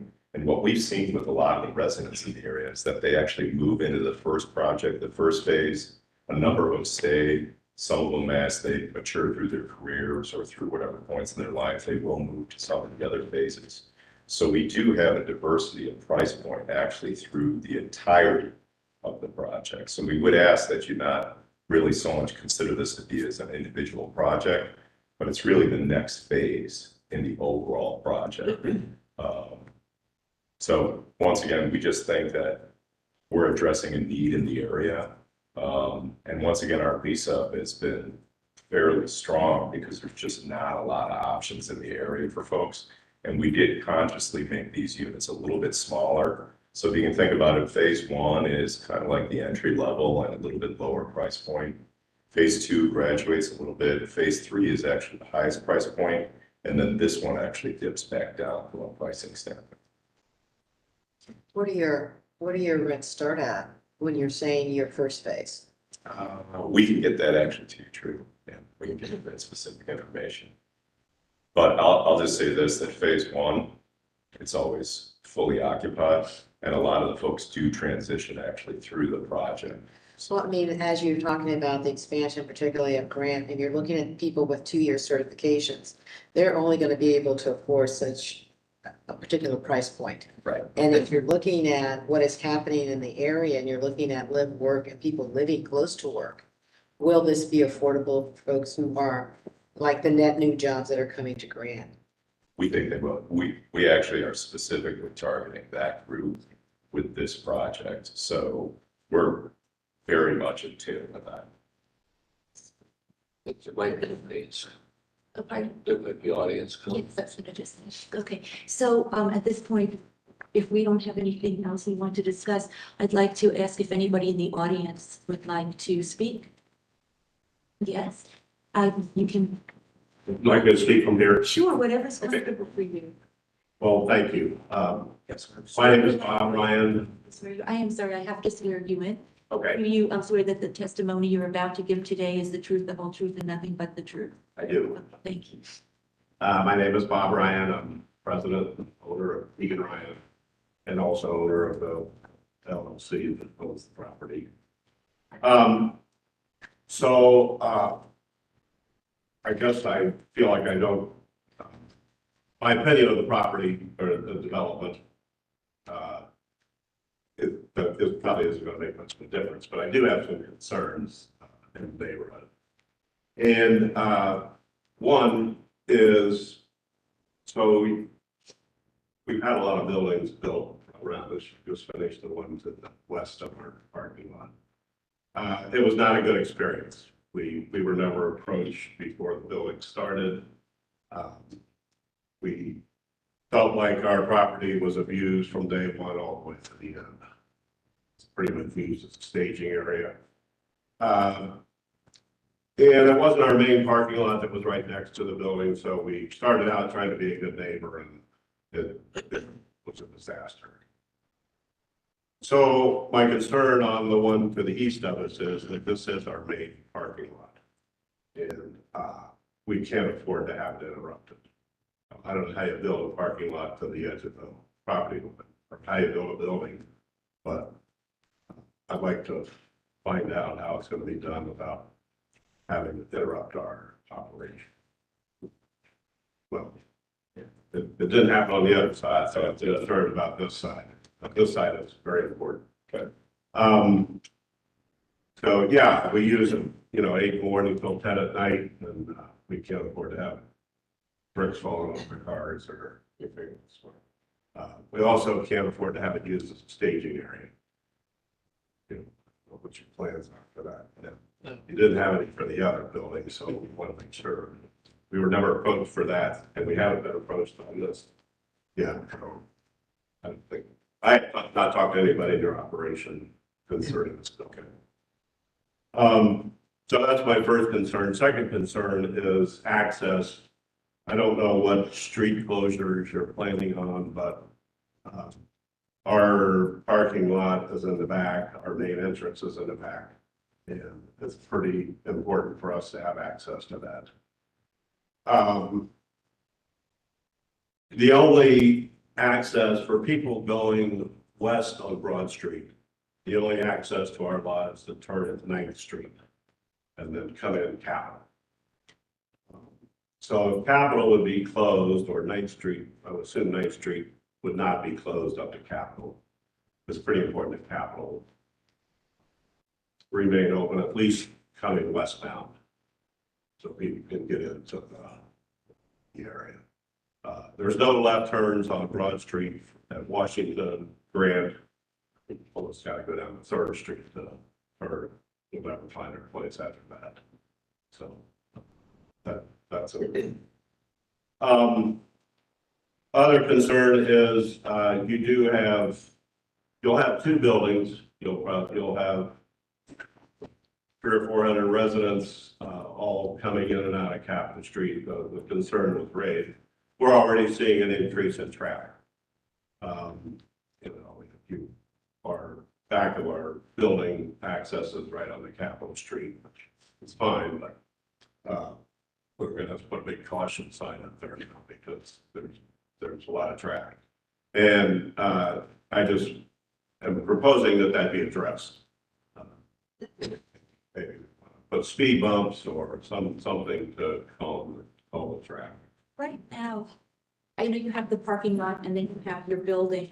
And right now, when people that, are parked come into your building on the south entrance and they have to cross over that Capitol, is there some type of walk demarcation there? There is, yes. We personally had to put in. There is, yes, there is a crosswalk. So, yeah, that there's, so within the last 2-3 years, we've had, this will be, I think, 500 units that we have within the block area of the area, which is great, beautiful developments, but it certainly has increased the traffic on Capitol. Capitol is pretty much a pedestrian street. There's some sidewalks, but most of it does not have sidewalks. It's pretty pedestrian. And it's a main access between Grand and 9th and everything east of it. So I think concern needs to be given. So those are my concerns. Look forward to hearing from somebody someday. Yeah. Hey, do you feel that these concerns can be addressed and met in terms of I do, and actually what I'd like to do, maybe right after this, we can get together and we'll schedule a time. I can come to you or you can come to us and we'll bring our contractor as well and kind of go through the plan and make sure we're addressing your concerns as we go through construction. That would be good. And if there had to be modifications like a speed bump or other things put into Capitol Street to ensure that it's safer for everyone, or that it's working better for everyone, would that be something that, how would that be budgeted for? Would that be something the city, you'd have to apply to the city for, or would that be part of your scope of work, or? I guess I'm not sure how. That would be a city. Yeah, I think it would, yeah, if we're in the right of way. Yeah. So Mr. Ryan, I forwarded, Mr. Ryan? Mr. Ryan, I forwarded your email concerning the Department of Public Service. Okay. So hopefully they give us some feedback and hopefully you can all work together with DPS, get notified if there is gonna be a closure, when it will be, or how it will affect your business. Hopefully you can all work together with DPS and the. Well, if Capitol is closed, then it'll be a disaster for us. Okay. And our neighbor here, again, total access to the back of your building is the same thing. My name is Jeff Talbot. I'm the owner of Downtown Computers. Would you like to speak? Yes. We'll swear you in. Yes. Do you swear that the testimony you're about to give today is the truth, the whole truth, and nothing but the truth? Yes. Is it, you said Jeff Talbot? Jeff Talbot, Taubman. Okay. So the big problem that Bob and I have, we only have one entrance effectively. That's Capitol. So any disruption is an immediate disruption to our business. Immediate. Even if they want to close the street for 15 minutes, means no one has access to get into either one of our establishments. They can't go a different way. There's not a different route. When you talk about even Ryan having parking accessible from Oak, that's really out of context. They have to leave that chained up so they don't run into parking problems of people who are not supposed to park there. So that chain is always up when there is an event happening. So those are our only entrances. As it is now, the amount of traffic that's coming through, I don't know the name of the building that's in the corner of Rod and Grant, the apartment building, Seneca. There we go. I would say 50% of the time, you can't safely travel westbound on Capitol to get to Grant, to turn onto Grant. And that's because of parking at Seneca. People moving in and out of there. On the left-hand side, directly across from that, is where the library is. They have temporary parking, I think, for people who want to make visits. And their parking garage empties out into Capitol. So you're gonna have that on one side, and then you have another garage on the other side of Capitol. Capitol's not this long. And that street certainly can't take a bunch of additional traffic. I'm in agreement with Pizzuti if they wanted to do 9, that makes much more sense. Capitol really is an alley. I know it says it's Capitol Street, but it's really an alley. So there's no lines, there's no markings, it's an alley. But it's our only entrance, and Egan Ryan's only entrance. So for us, that's the front of our establishment. We can't shift that. We gotta turn our building around. That's really the major concerns. Now, we ran into a problem also. We had numerous people parking in our parking lot. We have our own parking lot. Now, I was able to take care of that only from the standpoint that we only have 12 spaces. So I can find you in a second. So that's no problem. But Bob experienced a more severe problem than we did because his parking lot actually butted up against where library was building. So Kosing was parking there, everybody and their brother was parking there. I actually had to work out with one of the subs there. Said, well, if you guys want to park, ask for some compensation, which there was, and that took care of that problem. But I had to do that on my own. No one came to me and said, hey, by the way, we're going to have so many subs here. There's absolutely no parking anywhere. So by definition, they're going to leak on you private property to park. So we didn't know anything really was going on. So I'd be just as concerned as Bob as to what the process is going to be, because there's no room now. So where those buildings are, and I have not looked at the plans of the building, but I assume you guys are taking the whole service. You're going all the way up to Capitol, that's why we do lives build, because they're going up. Well, if you walk down that alley, your choices for parking are my parking lot and Bob's parking lot. There are no other choices. There's no public parking, there's no other parking. Library, I don't mean to be facetious, I'm just saying that's the only, and to get to the library, you have to go one block over to get to there. So there currently is no parking now. The back of I call it the naturalization building, 395, that's all private parking, and that's full all the time. So there is right now, there's no auxiliary parking right now. If I didn't have a parking lot, I'd have effectively no parking except for 5 meters out in the front of it. So when I purchased that building, I wouldn't have purchased that building if I would have had no access to parking whatsoever. And the building's always been the entrance in the back, at least for the last 40 years. It's been in the back because there is no good way to come off Broad. And again, he's correct. You can't make a left off of Broad, Grant. So we effectively only have one way. So if I'm giving directions to someone to come to my place, I have to use 9th. In Capitol, I can't talk about Grant. I can only talk about Grant if you're traveling eastbound on Broad Street, but that would be weird because that means you would be coming down West Broad, so to speak, where the majority of the people are coming from the north, or they're coming from the east. So I have to stop them and say, hey, don't make it to Grant. You made it to Grant, you're too late. Okay. And then again, it's not an easy turnaround if you're not familiar with downtown. I know everybody who's familiar with downtown, but no problem, but make a left back up, go over. Okay, all right, so I think we understand. So any thoughts on this? I mean, the thought I have is, when the city told you to have the entrance on Capitol and not on 9th, were they aware of this issue that these men are speaking of with the congestion and concerns about Capitol? I don't know if that came up specifically in our conversation. I know, I'm trying to remember the exact words that they used, Dave, on that call, but it was, when we proposed it originally on 9th, they said that if there's that kind of alley access in the back, that it needs to be on that street versus a more main public road, because then you're just trying to take a left turn and right turn out of a busier street than versus still, I mean, I understand the congestion, but still a less busy street compared to 9th and Oak.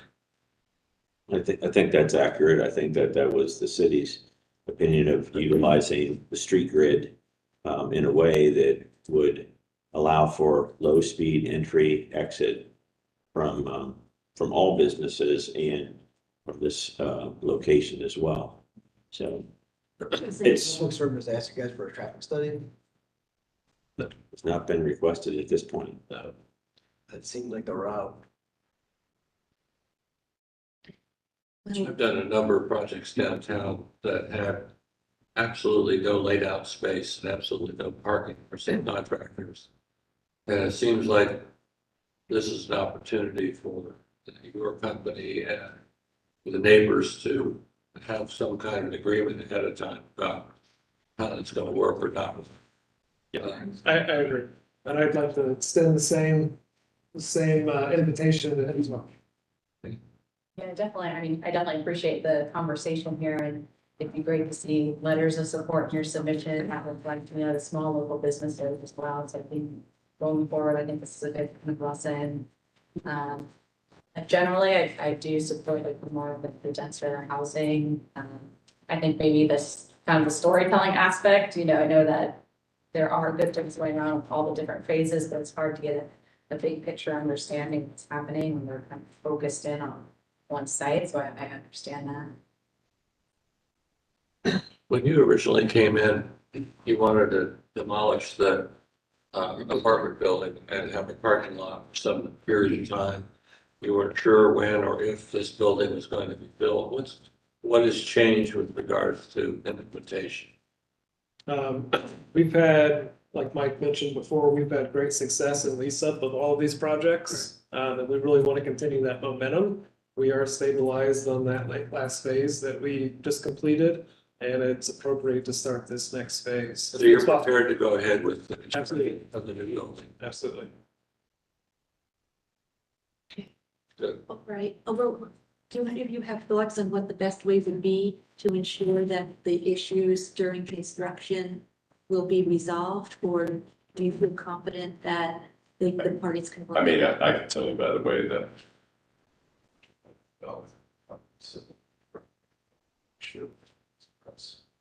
I was very aware of. So I'd like to actually know. So, but we'll commit to meeting with you and figure out how to not impact those things. I mean, we will do a bunch of things, so there certainly will be some things, but, Well, we can't, I don't know what you're planning for a staging area, and I don't know how you're planning on building, what side of your building. we want to be, As long as we don't continue, I mean, we don't plan on ceasing our operation. They've been there for 94 years. People are used to what we have and how to get there, how to access it. If that's disrupted, it's not going to be an overnight thing. I'm sure it's going to be a couple of years before you're finished. If our operation gets disrupted like that, it's going to be fading. yeah, we'll be, I'm not entirely sure what the commission can do specifically to this, but it is a public forum and you've made this commitment in public and we're all aware of it. I guess you can always come back and give me a bully pulpit.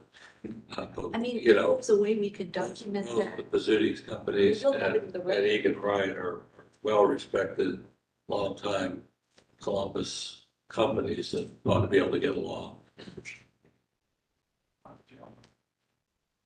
All right, well, that's good, and we'll have a record of this conversation. that's totally fine. Absolutely.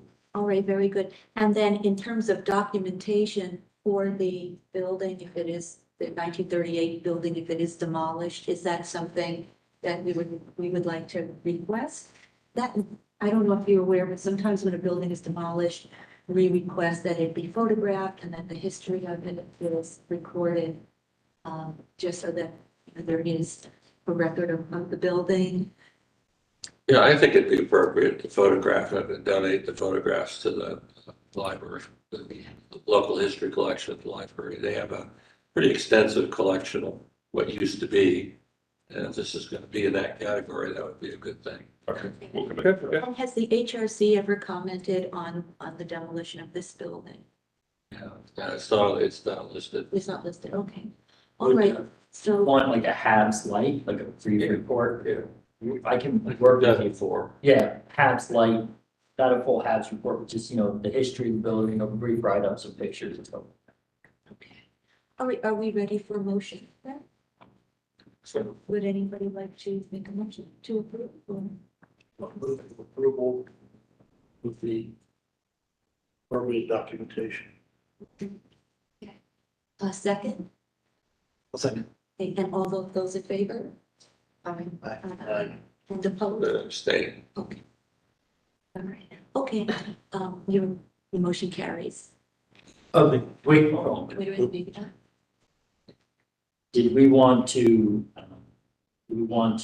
ensure that the construction drawings are in place before we issue? Oh, I'm sorry, take a shot. That was something that. Yeah. That's right. I would say our request is to demo the building as soon as possible because it is a safety issue in that area of the city right now. We, like I said, we have boarded it up and fenced it as best as possible, but we continue to have people break into the building. And it is a public safety concern for us right now and our neighbors. Can we issue the COA where the documents aren't complete enough for that? Well, has always been our policy that the two are tied together. Right. It ensures that demolition is. So if, Madam Chair, could you state the motion out in the record again? They got a little Oh, fuzzy with all the things getting added, this is in the record, so all that. so I I think, did not vote, oh, because I I'm did sorry. not hear. Okay, I'm sorry. So the motion, the first motion, I think would be to demolish the 1938 building and also to issue a certificate of appropriateness for approval. Is that correct? but are we staying on the conditions? Oh, and That they do a halves light on the Yes. demolished building? yes, that's correct. And that we tie in the demolition permit to a completed submitted, permit set. Building permit. Okay, right. So that the demolition would only be approved if it's tied in to a complete document set ready for COA. And no condition of good neighbor agreement or anything like that. I would like to, is that possible? And the best I can do is, talk to the applicant before I issue, or talk to the property owners and the applicant before I issue the COA and make sure that everybody has a plan to move forward. Okay, that's good, if we could do that. Yeah, so I guess the condition would be that the motion is for approval of and can we do this all together or should the demolition, I think it has to go with that. No, it's one. Have to go with one because of the tie to the COA. Okay, so the condition, I mean, the motion would be to issue the demolition permit, but that it must be tied into documents that where they can issue a COA. And then the condition that there's negotiations, successful negotiations. Yeah, I was just gonna say that I'm fine. Okay. I'm just wondering if you might consider allowing us to go ahead and move forward with the demolition prior to the completion of construction documents. We're moving full ahead with the project. However, as Eric indicated, we have done everything possible to secure the building, everything possible. We patrol it, we fence it, locked it up, we boarded it. Human beings are human beings. They find a way to get in there. And we just very concerned about the safety issue associated with it. And really like to be able to demo the building once again before full construction documents and permits are issued. When do you feel your full construction documents would be ready? I mean, guys, I don't know we're just, after this meeting, you guys know better than me, we're just gonna go to full throttle on all the remaining drawings, so I don't know how many. Yeah, I mean, our goal has always been to demo the building Q2, Q3 of this year. And then shortly after that, because we're gonna try to do a phased permitting process, expedite foundations and start foundations soon after. So the goal to be in the next, what do you think, Dave? I can't see Dave. Hesitant to have inconsistency. This calendar year. Yeah. Every property owner, particularly who has vacant buildings, has this issue as far as break-ins. And so Zudi is no different. You do have more resources. So I would say, I don't want to really do something different than what we've done before. And just continue along consistency, because I don't want to have exceptions that keep coming up. So can they move forward with the demolition when they submit for the building permit, or do they have to receive the building permit? But that can be a big difference. I think when they submit it. Yeah. And if you're gonna do a foundation package or something like that, that could be the trigger. Correct. Okay. Okay, all right, so that's good. So why don't we say that the motion, I think we finally have it, I think I finally got it together. Very good. Okay, the motion is the demolition, to accept the demolition, to approve demolition, but it is tied in to the documents completed successfully enough for the foundation as portion of the COA, but that must be tied together. And then also on top of that, there has to be negotiations with these property owners, and it has to be settled how the staging is going to be, or any other concerns that are going to be met during the construction. phase. Now, have I missed anything It's else? documentation. And the documentation, the HABs documentation of the building that will be donated to the public library. Louis, do you have something that you can send us, like an example of what you're talking about for the HAPs? Oh, yeah, yeah. We've had multiple similar buildings. It's not a very elaborate. Okay, And then Lusk, you first, who was the second? Planning, all right. good, okay, all in Was favor? there gonna be Capitol Street safety measures included in this, or is that something? Okay, Capitol Street? The safety measures of Capitol Street, the additional traffic, is that? We don't have the I think it would office. have to be the city, right, because that wouldn't be in their scope of work. Sorry. But that could certainly, I have a lot to say about that, and it's very important. We support that. Okay, all those in favor? Opposed? Still abstaining. Okay, all right. Okay. Okay, thank you. Yep, thank you. Thank you very much. Thank you. Okay, and our next case is 100 East Broad Street. 100 East Broad Street. Yeah. So I'll just drop it in here. This is 100 East Broad Street, large office building. At one point, I believe it was the tallest building in Columbus. They're proposing a few exterior changes. The one thing I will note is this second floor will be turned into amenity space. The plaza will be preserved. And just to give you some idea of the surrounding area, this is the east. There's this patio space here, the patio space back here on the building as well. Here we have a parking garage and some 4 or 5-story structure back there. So this is the general vicinity. So what they are proposing is a historic tax credit rehabilitation and adaptive reuse project of the Columbus Center building. It was built in 1965. 253 units, and their amenities will replace office space on all floors except 19 and 20, which will remain office space. The exterior first floor circulation cores and historic interior elements will be preserved, and they are working with the Secretary of Interior Standard for Preservation, or will be restored to those standards. The following changes are proposed: 2 new exit doors on the east elevation to match existing, 3 new doors to access the proposed second floor roof deck, and a second floor roof railing modified to include clear glazing at 42 inches high. So the guidelines are similar to the previous ones, so I won't repeat those. And the proposal generally meets the guidelines with regards to materials and historic resources. And with that, we do have a representative here for the project.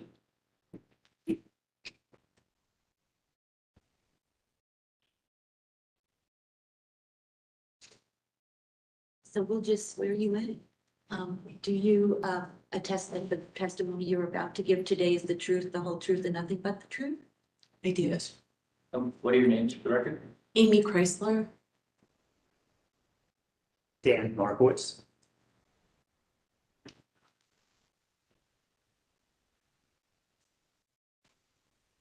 Good morning, commission members. Thank you for having us today. We're excited to be working on Chase Tower. As Louis noted, it was once the tallest building in Columbus, and now it sits as the 12th tallest building. The current height is 357 feet. And the overall square footage of the building is 387,000 feet. As Louis said, we are proposing a change of use for floors 2 through 18, and then from 21 to 24 as residential. Floors 19 and 20 will remain office. The Ohio Casino Commission is the current tenant in that space, and the lease is a complicated lease that needs to be extended.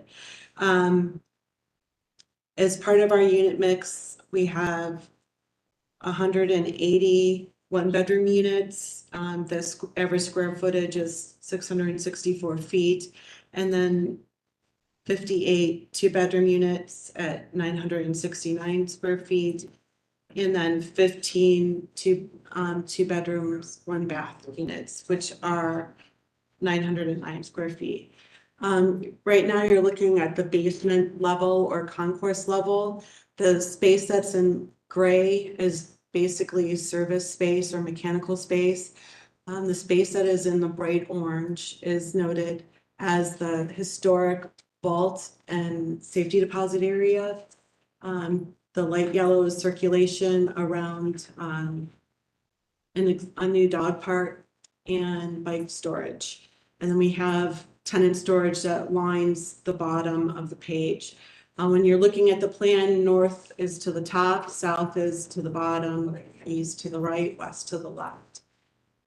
Going up to the first floor, right now, the main entrances are at the south, east and west.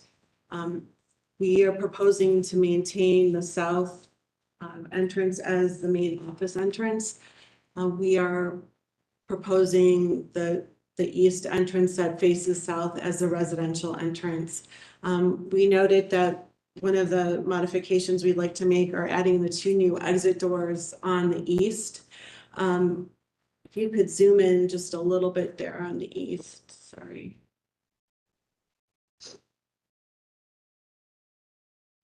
There we go. On the east. Sorry. Thank you. There we go. The building has 2 main stair cores and both of them empty into the lobby. So we have to get a horizontal exit out to the east. So you can see at column line B and C, we have 2 red dashed lines. We're proposing 2-hour fire curtains there. And then that is then forcing us to have one of the exits that we're speaking of right there. When the curtains are down, then we need another exit. So that's why you see the one to the north there. When you go up to the second floor, we're pretty excited about this floor. A lot of the existing historic fabric remains from the first construction. The areas in bright yellow are, it's starting at the top right corner, the northeast corner that was a former board of directors space. And then coming down, there were some conference rooms. Then down further was a kitchen, and then the space that has the 45-degree angles was a private dining space. When you come around to the south, those were all executive offices. So we've been working with the State Historic Preservation Office to determine what is most how to handle the existing fabric there the easiest. So what we've done is we've kept everything in yellow as amenity space and basically keeping it as is and working with the existing fabric. The 2 blue spaces at the bottom are residential units that are actually using the existing office paneling as part of the units. The 2 green areas are where we are extending space out onto the roof. On the east side or right side is a public roof deck. And then on the west side, there are 2 small roof decks for the 2 units that you see there. So we are proposing 2 new openings on the west side and 1 opening on the east side there. Also, along the edges of this of these roof decks are existing railings that already are occurring and have been part of the architecture from the beginning. What we're proposing to do is maintain that railing and then add a glass guardrail behind it that's basically connected in a butt glaze sort of design detail with no edge at the top. We've worked through that with the State Historic Preservation Office. And at this point, we have a Part 2 approval from SHPO, and we are now on to the National Park Service and should have an approval from them next month. If you move on to the renderings at the end, you can get a good sense of how we're trying to handle those east doors. So the doors that you see right there currently at the south part of the east 1-story, we're basically taking that same door style and putting that in the east elevation. So the top view shows the 2 entrances. We're trying to minimize them as best as we can, and just putting the 1 horizontal mullion at the top, and that's very similar to what you see in the existing condition around the south corner. Also, if you zoom into the rendering at the bottom left, you can see the glazing that is sitting back behind the steel railing or aluminum railing that occurs there now. It was our goal in working with the State Historic Preservation Office to make that as minimal as possible so that it will go away. And of course, that railing is at 42 inches high. Presently, as Louis said, we're restoring the existing plaza, repairing anything that needs repaired. And with the commission's blessing, we'd like to come back for signage and lighting at a later date. Does anyone have any So you're questions? keeping the circular flagpoles and that entrance that was added later. Yeah, that was added in 1989, and right now we're gonna be restoring it. Is the exit doors together in one single door, is that have the capacity? At the roof deck? No, at the east side there. Yes. What's considered your historical period? Our historic period of significance was the first year it opened, it was just 1965. To just Yeah, it was very short. Compared to a lot of our other projects, it was just 1965, but I can double check just to make sure with the Part 2 application. Are you finding that it's easy to, I'm assuming it's easy to match when you're putting in the new doors to match the existing in terms of if, finding materials that are very similar in terms of profile to blend well? Yes, that is our goal, and the original glazing for the whole building has a light green tint to it, and we intend to maintain that same color. And in terms of the existing door hardware, we want to match that. It's a very nice, simple detail, but still incorporates the panic hardware on it. Later this afternoon, we do have a meeting with the building department to discuss this further in terms of if we need to maintain if we need to have the doors or not. But right now, we feel that we have to keep them until we speak with them further. I always considered this to be the best of the glass, steel glass buildings of that era in Columbus. Yes. We studied it when I was in school, as a matter of fact, because it was new. I think it's not really, I think all the things you're doing on the outside are fine. I think they're sensitive and appropriate for the building.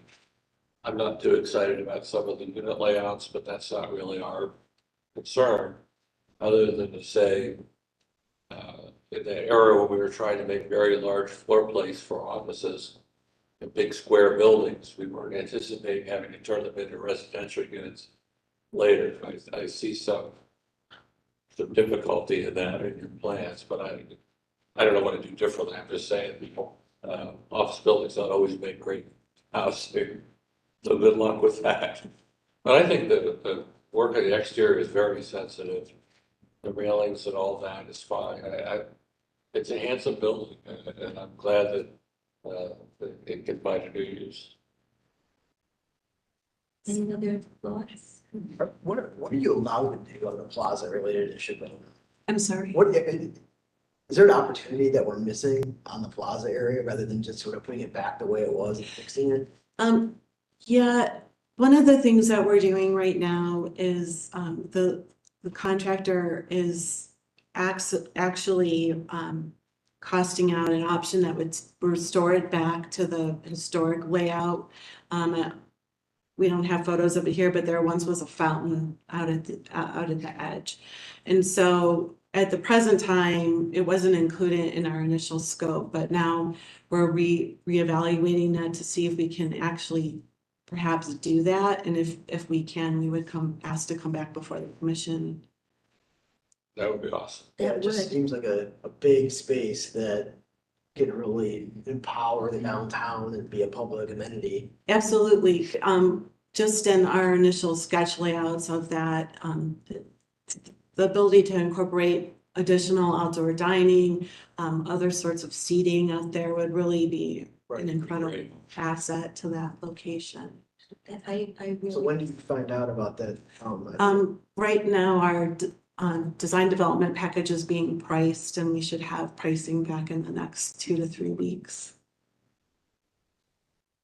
I think, like Bob said, because it's such a good example of that period of architecture, and then having the plaza reinforce that and back to the original design really would be an asset for our city. Absolutely, we agree. Don't let the preservation office convince you that 1985 plaza is historic. Any comments from the audience on this? So are we ready for a motion? Move approval of the proposal as presented. Second. All those in favor? Aye. Opposed? Okay, thank you. Thank you. I just got word that the period of significance was 1963 to 1965. Thank you all. Thank you. So our last case is a conceptual application, 290 East Town Street.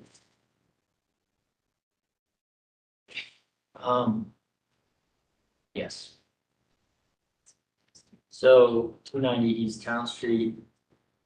Let me see if the pictures for this one work, because I did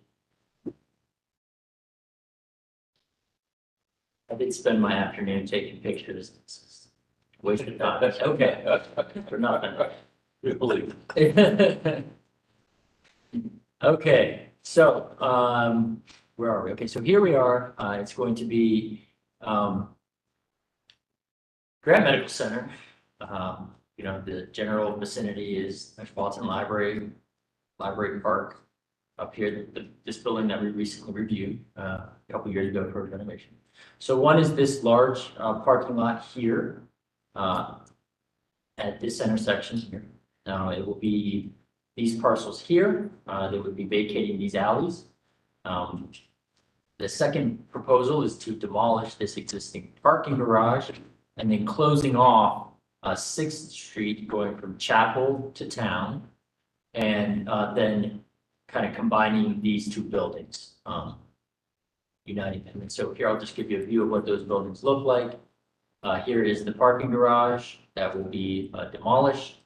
And just here's some of the surrounding context so you get an idea. All right, so they're proposing an expansion consisting of 40,000 square feet medical office building with adjoining 460 space garage. That would be in that northern corner parcel. And a critical care pavilion with 160 critical care beds, an emergency room, and 180 structured parking spaces that will replace the existing parking garage that will be demolished. Like I said, 6th Street will be closed. Traffic management is not opposed to the street closure. They reviewed this, and the parking garage will be demolished. So the guidelines encourage maximizing the investment potential on a given site, but stresses compatibility with the surroundings. To minimize the negative effects of structured parking, integration of residential and ground floor retail and office uses is encouraged.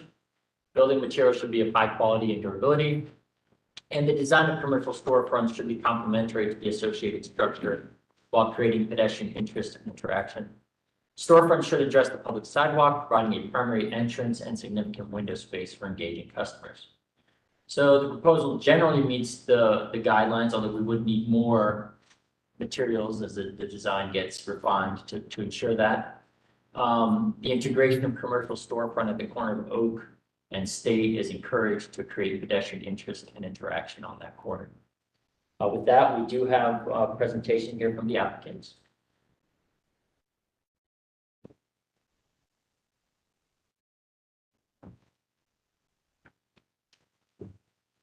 And we'll just swear you in. Do you solemnly swear that the testimony you are about to give is the truth, the whole truth, and nothing but the truth? Yes. And can you please state your names for the record? Michael Lawson, Lawson. Got it. Doug Scholl. Doug Schultz. Scholl, yeah, Choll. Maybe you need to. Amy. Nanny. Oh, no. Okay. Okay. And then let me know and I can put through the presentation for you.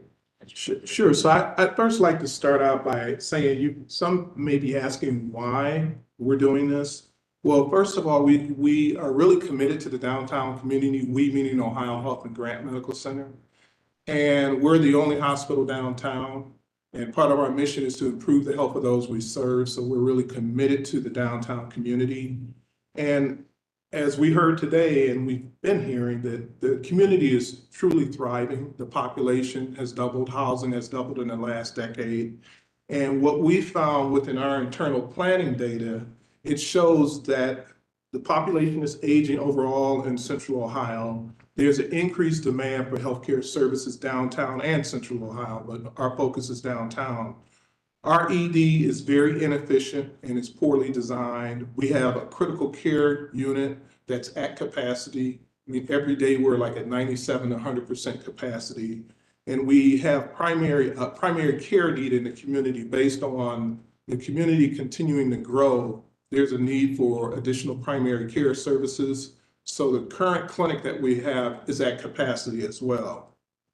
So since we're the only downtown adult hospital, again, we're committed to the community and we're already at capacity. Therefore, we strategically have to address that need for our community. So we've made a commitment to invest over $400 million in Grant Medical Center to revitalize the campus and address the critical needs. And part of that is the image that you see right there is a building, we're currently going to call it the Critical Care Pavilion. And it will address the need of having a new emergency department, increasing our capacity for critical care beds, as well as addressing our trauma care. Right now, we have 3 trauma bays within our emergency department. And our trauma volumes are over 7,500 every year. Our trauma program is rated #1 in the state of Ohio, and over 97% of our patients that come through our trauma program survive. And there's about a 25% higher rate of patients who will survive if they come to Grant versus another trauma program. So we really strategically want to continue to grow the trauma program to meet that community need. And the trauma program would have additional capacity in this new critical care pavilion that would be located on East Town Street. I won't go into all the detail because I'll kick it over to Doug to go into the detail, but as the document said, we would have to demolish our blue garage in order to build this new critical care pavilion. And our overall plan is also to build a new medical office building that will address primary care, which would be on Grant Avenue, the intersection of Grant and State. So, and that's the MOB that's located over to your right, further to the back, close to the Oak Street. This building will allow us to have enhanced access to primary care, and there's a lot of residents moving downtown, so we believe we will be addressing that need. And we have additional parking at both new facilities that will address the parking need as well. I'll kick it over to Doug. Thanks, Michael.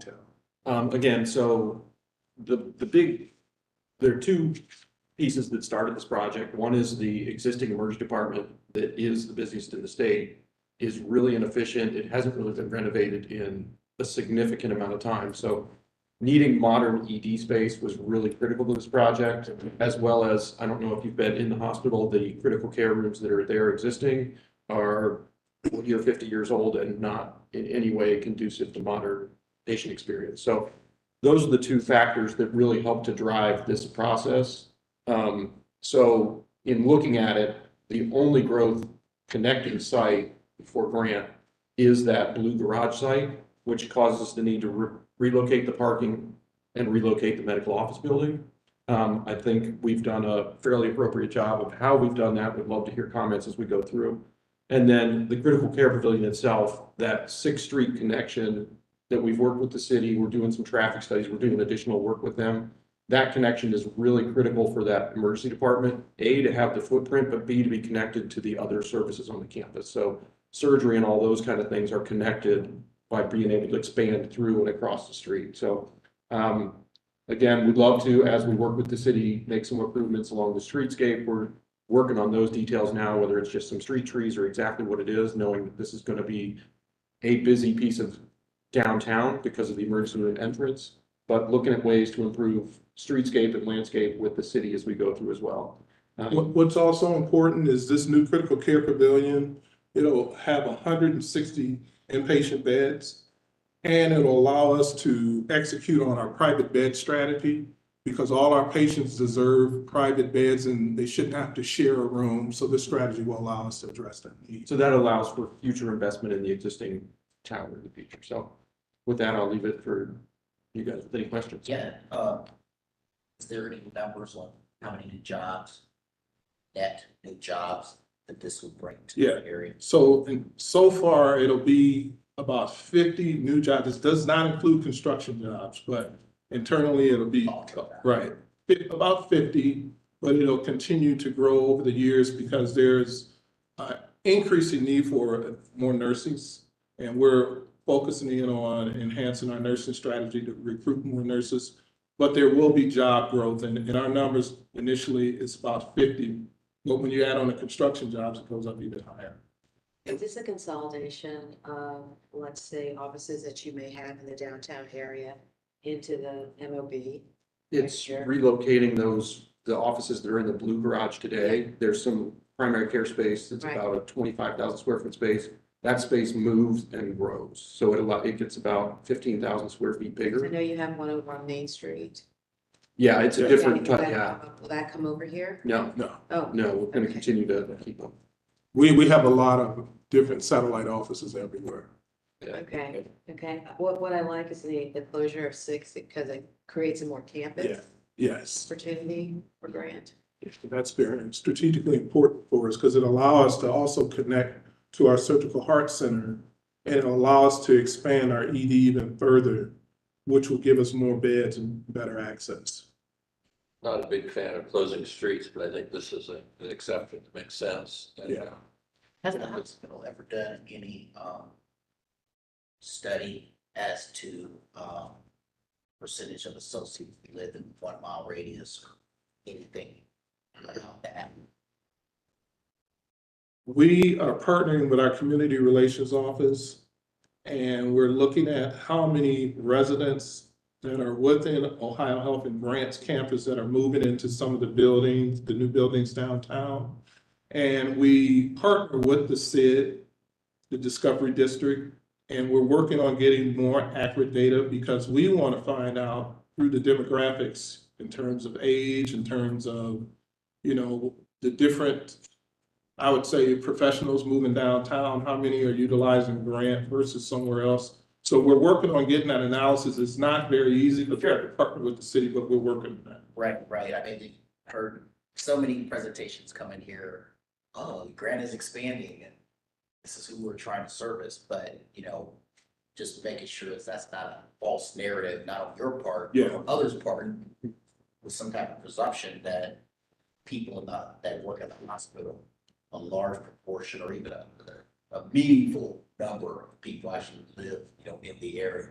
Well, I know, I don't have like the total numbers, but I know that a lot of, well, let me just say this. Many Grant nurses and staff have moved into some of the new buildings that are literally 2 doors down from Grant. But in terms of total numbers, we don't have that. Thank you. Yeah. I have a question or just a comment on the MOB and the parking garage. And well, first I wanted to say, I think it's really wonderful and you should be so proud of the critical care, that you're building and why you're building it and the success of Grant and what you're doing for the community.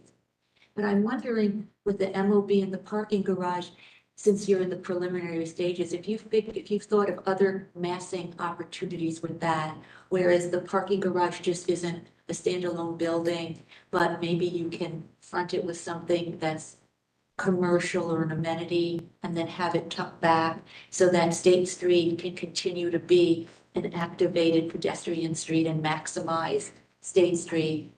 And maybe the MOB on Grant, that facade can also, you can look at too, how you can make that more transparent or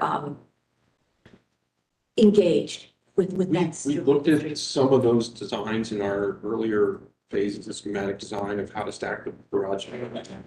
The space that's actually there for the parking garage is really a pretty small site for a parking garage to get the volume of spaces we're trying to get. So with the ramping and the things that we were looking at, it really made that frontage inefficient, which is, we initially had a one-story office space underneath the garage. And that was really inefficient for the construction of the garage.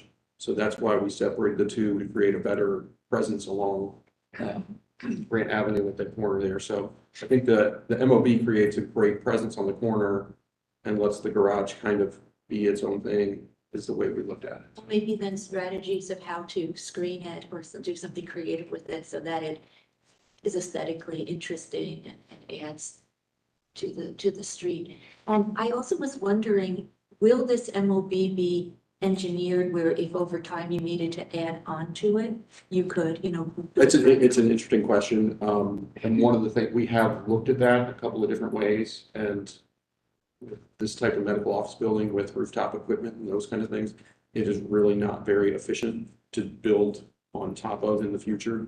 So we've looked at it and it's not something that's really feasible at this point. Well, kind of following up on that, when we look at the other hospital complexes around and how fast they're growing and how big they're getting, it's exciting to see this, but I can't help but wonder on that site whether you're limiting yourself for the future, because it seems like that's an opportunity for more volume. And the garage isn't very big, the MOB is not very big. Nothing wrong with that, but it seems like you don't have a lot of expansion space, as you know. And yeah, I think there are a couple other opportunities in the area where we have the 393 building across the street that is an older building and probably has something happen to it to Town Street the other direction. Down across Grant. And then we have at the associate garage on Ridge Street, there's a liner site in front of that we left at that time. So there's a couple of expansion spots still downtown that we've looked at. Not that we wouldn't love to build a bigger building, but again, not knowing what that use is and how that investment can work out, it's not been prioritized on this project. And to be totally transparent, we had all those discussions and we do want to build bigger right there. We have a budget. We only have so much money. That's just the reality of it. But you never know what the future holds. But it is part of earlier that the MOB, it sounded like you were saying that the critical care pavilion is happening and the other stuff is coming along. Is that No, so the critical care pavilion is going to sit on top of where the blue garage is, a parking garage and a 25,000 square foot primary care. right? So those need to move over to the new site before we can demo the garage and build the new critical care. So saying it another way, the MOB, our plans, if everything gets approved, we would start construction in September. Fall, yeah. This fall. Okay. Yeah, we would build that first. It's not later, it's first. It has to be first Yeah. because we have to replace the parking spaces in the medical office to tear down the blue garage. Makes more sense. Yeah, sorry if we misled it. Yeah. And the MOB will be built at the same time or later? The MOB will be built first. It's an enabling project to the critical care. Do the garage ones, right? Yeah, both are. When you're closing off Sixth Street, I agree, it does make it makes it more like a campus. Do you have any good, and if somebody, it looks like that is used more for internal circulation, I don't know if it's used for patients, or who would be coming down Sixth now? Would that be, anybody? So or- today, there's a mix of people who come down. We have a traffic study that's underway with the city. EMH&T is working on that. There's a mix of coming to the hospital, coming through to Town Street. The ambulance bays are there for Grant existing today, plus some of the residents down the, I think it's Chapel is the alley there that have, the office buildings have parking along there. So there's a mix of traffic that goes through there. So we're looking at different options with the city, one of which would make Sixth Street and Chapel one way just to improve the flow through.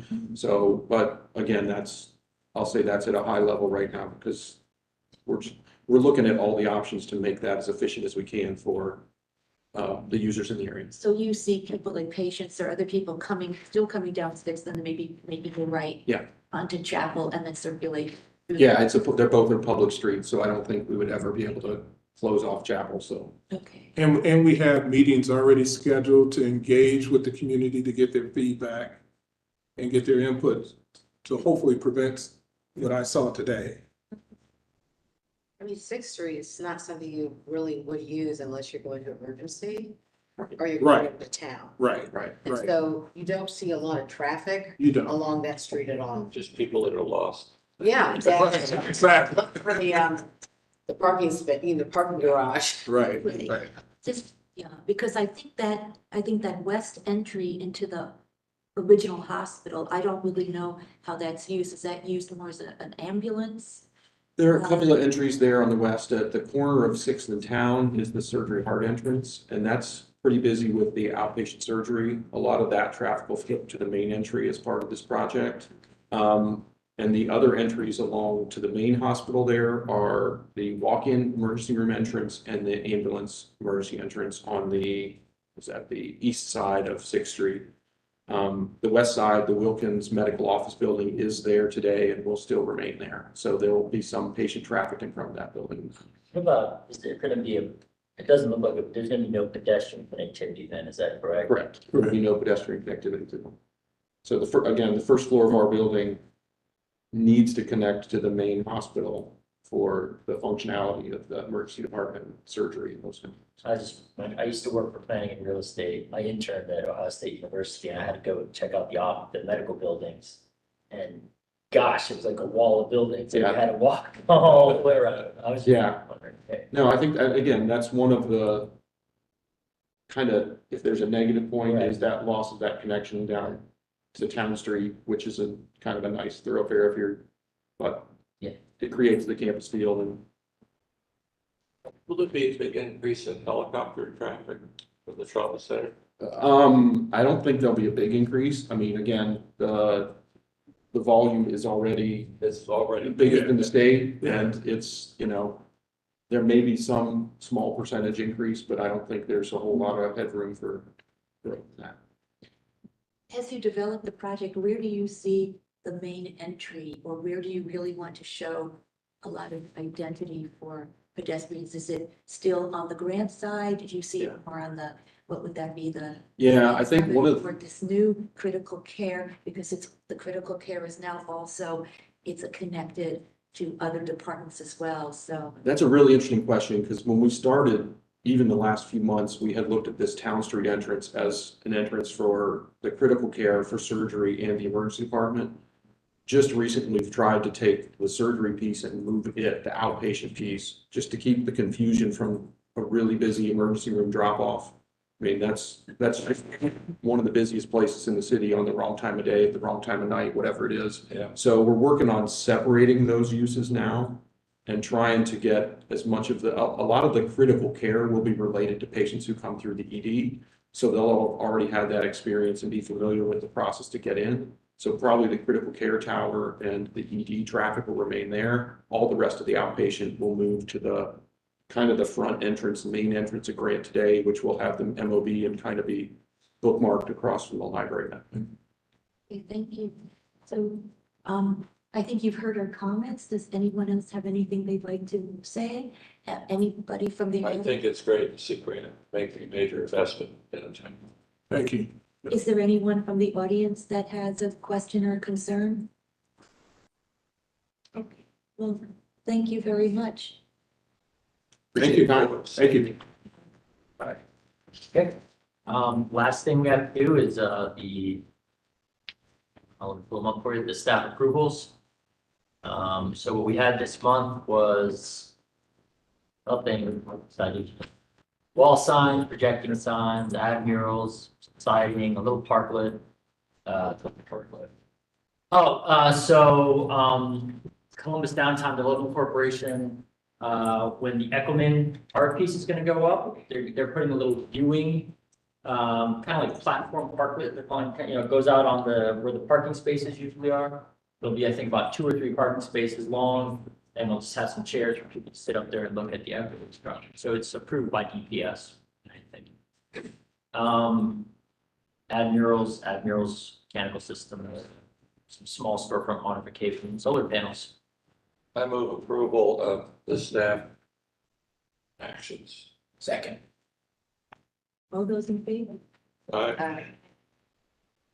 And we have no new business, we have no old business, so we are adjourned. Thank you. Thank you. Have you all made it out to Jackie O's yet? Yeah. Yes. You did? Yeah, do you know what last night drink beer? Well, still for the ambience, it's pretty nice. Just very. This close sheds for the first one. It was interesting how many Oh, yeah. are starting up there. Yeah. Craft breweries are big. I know, it was like. Budweiser anymore. They were talking about brewery and particularly, I forget the name, where there is a meat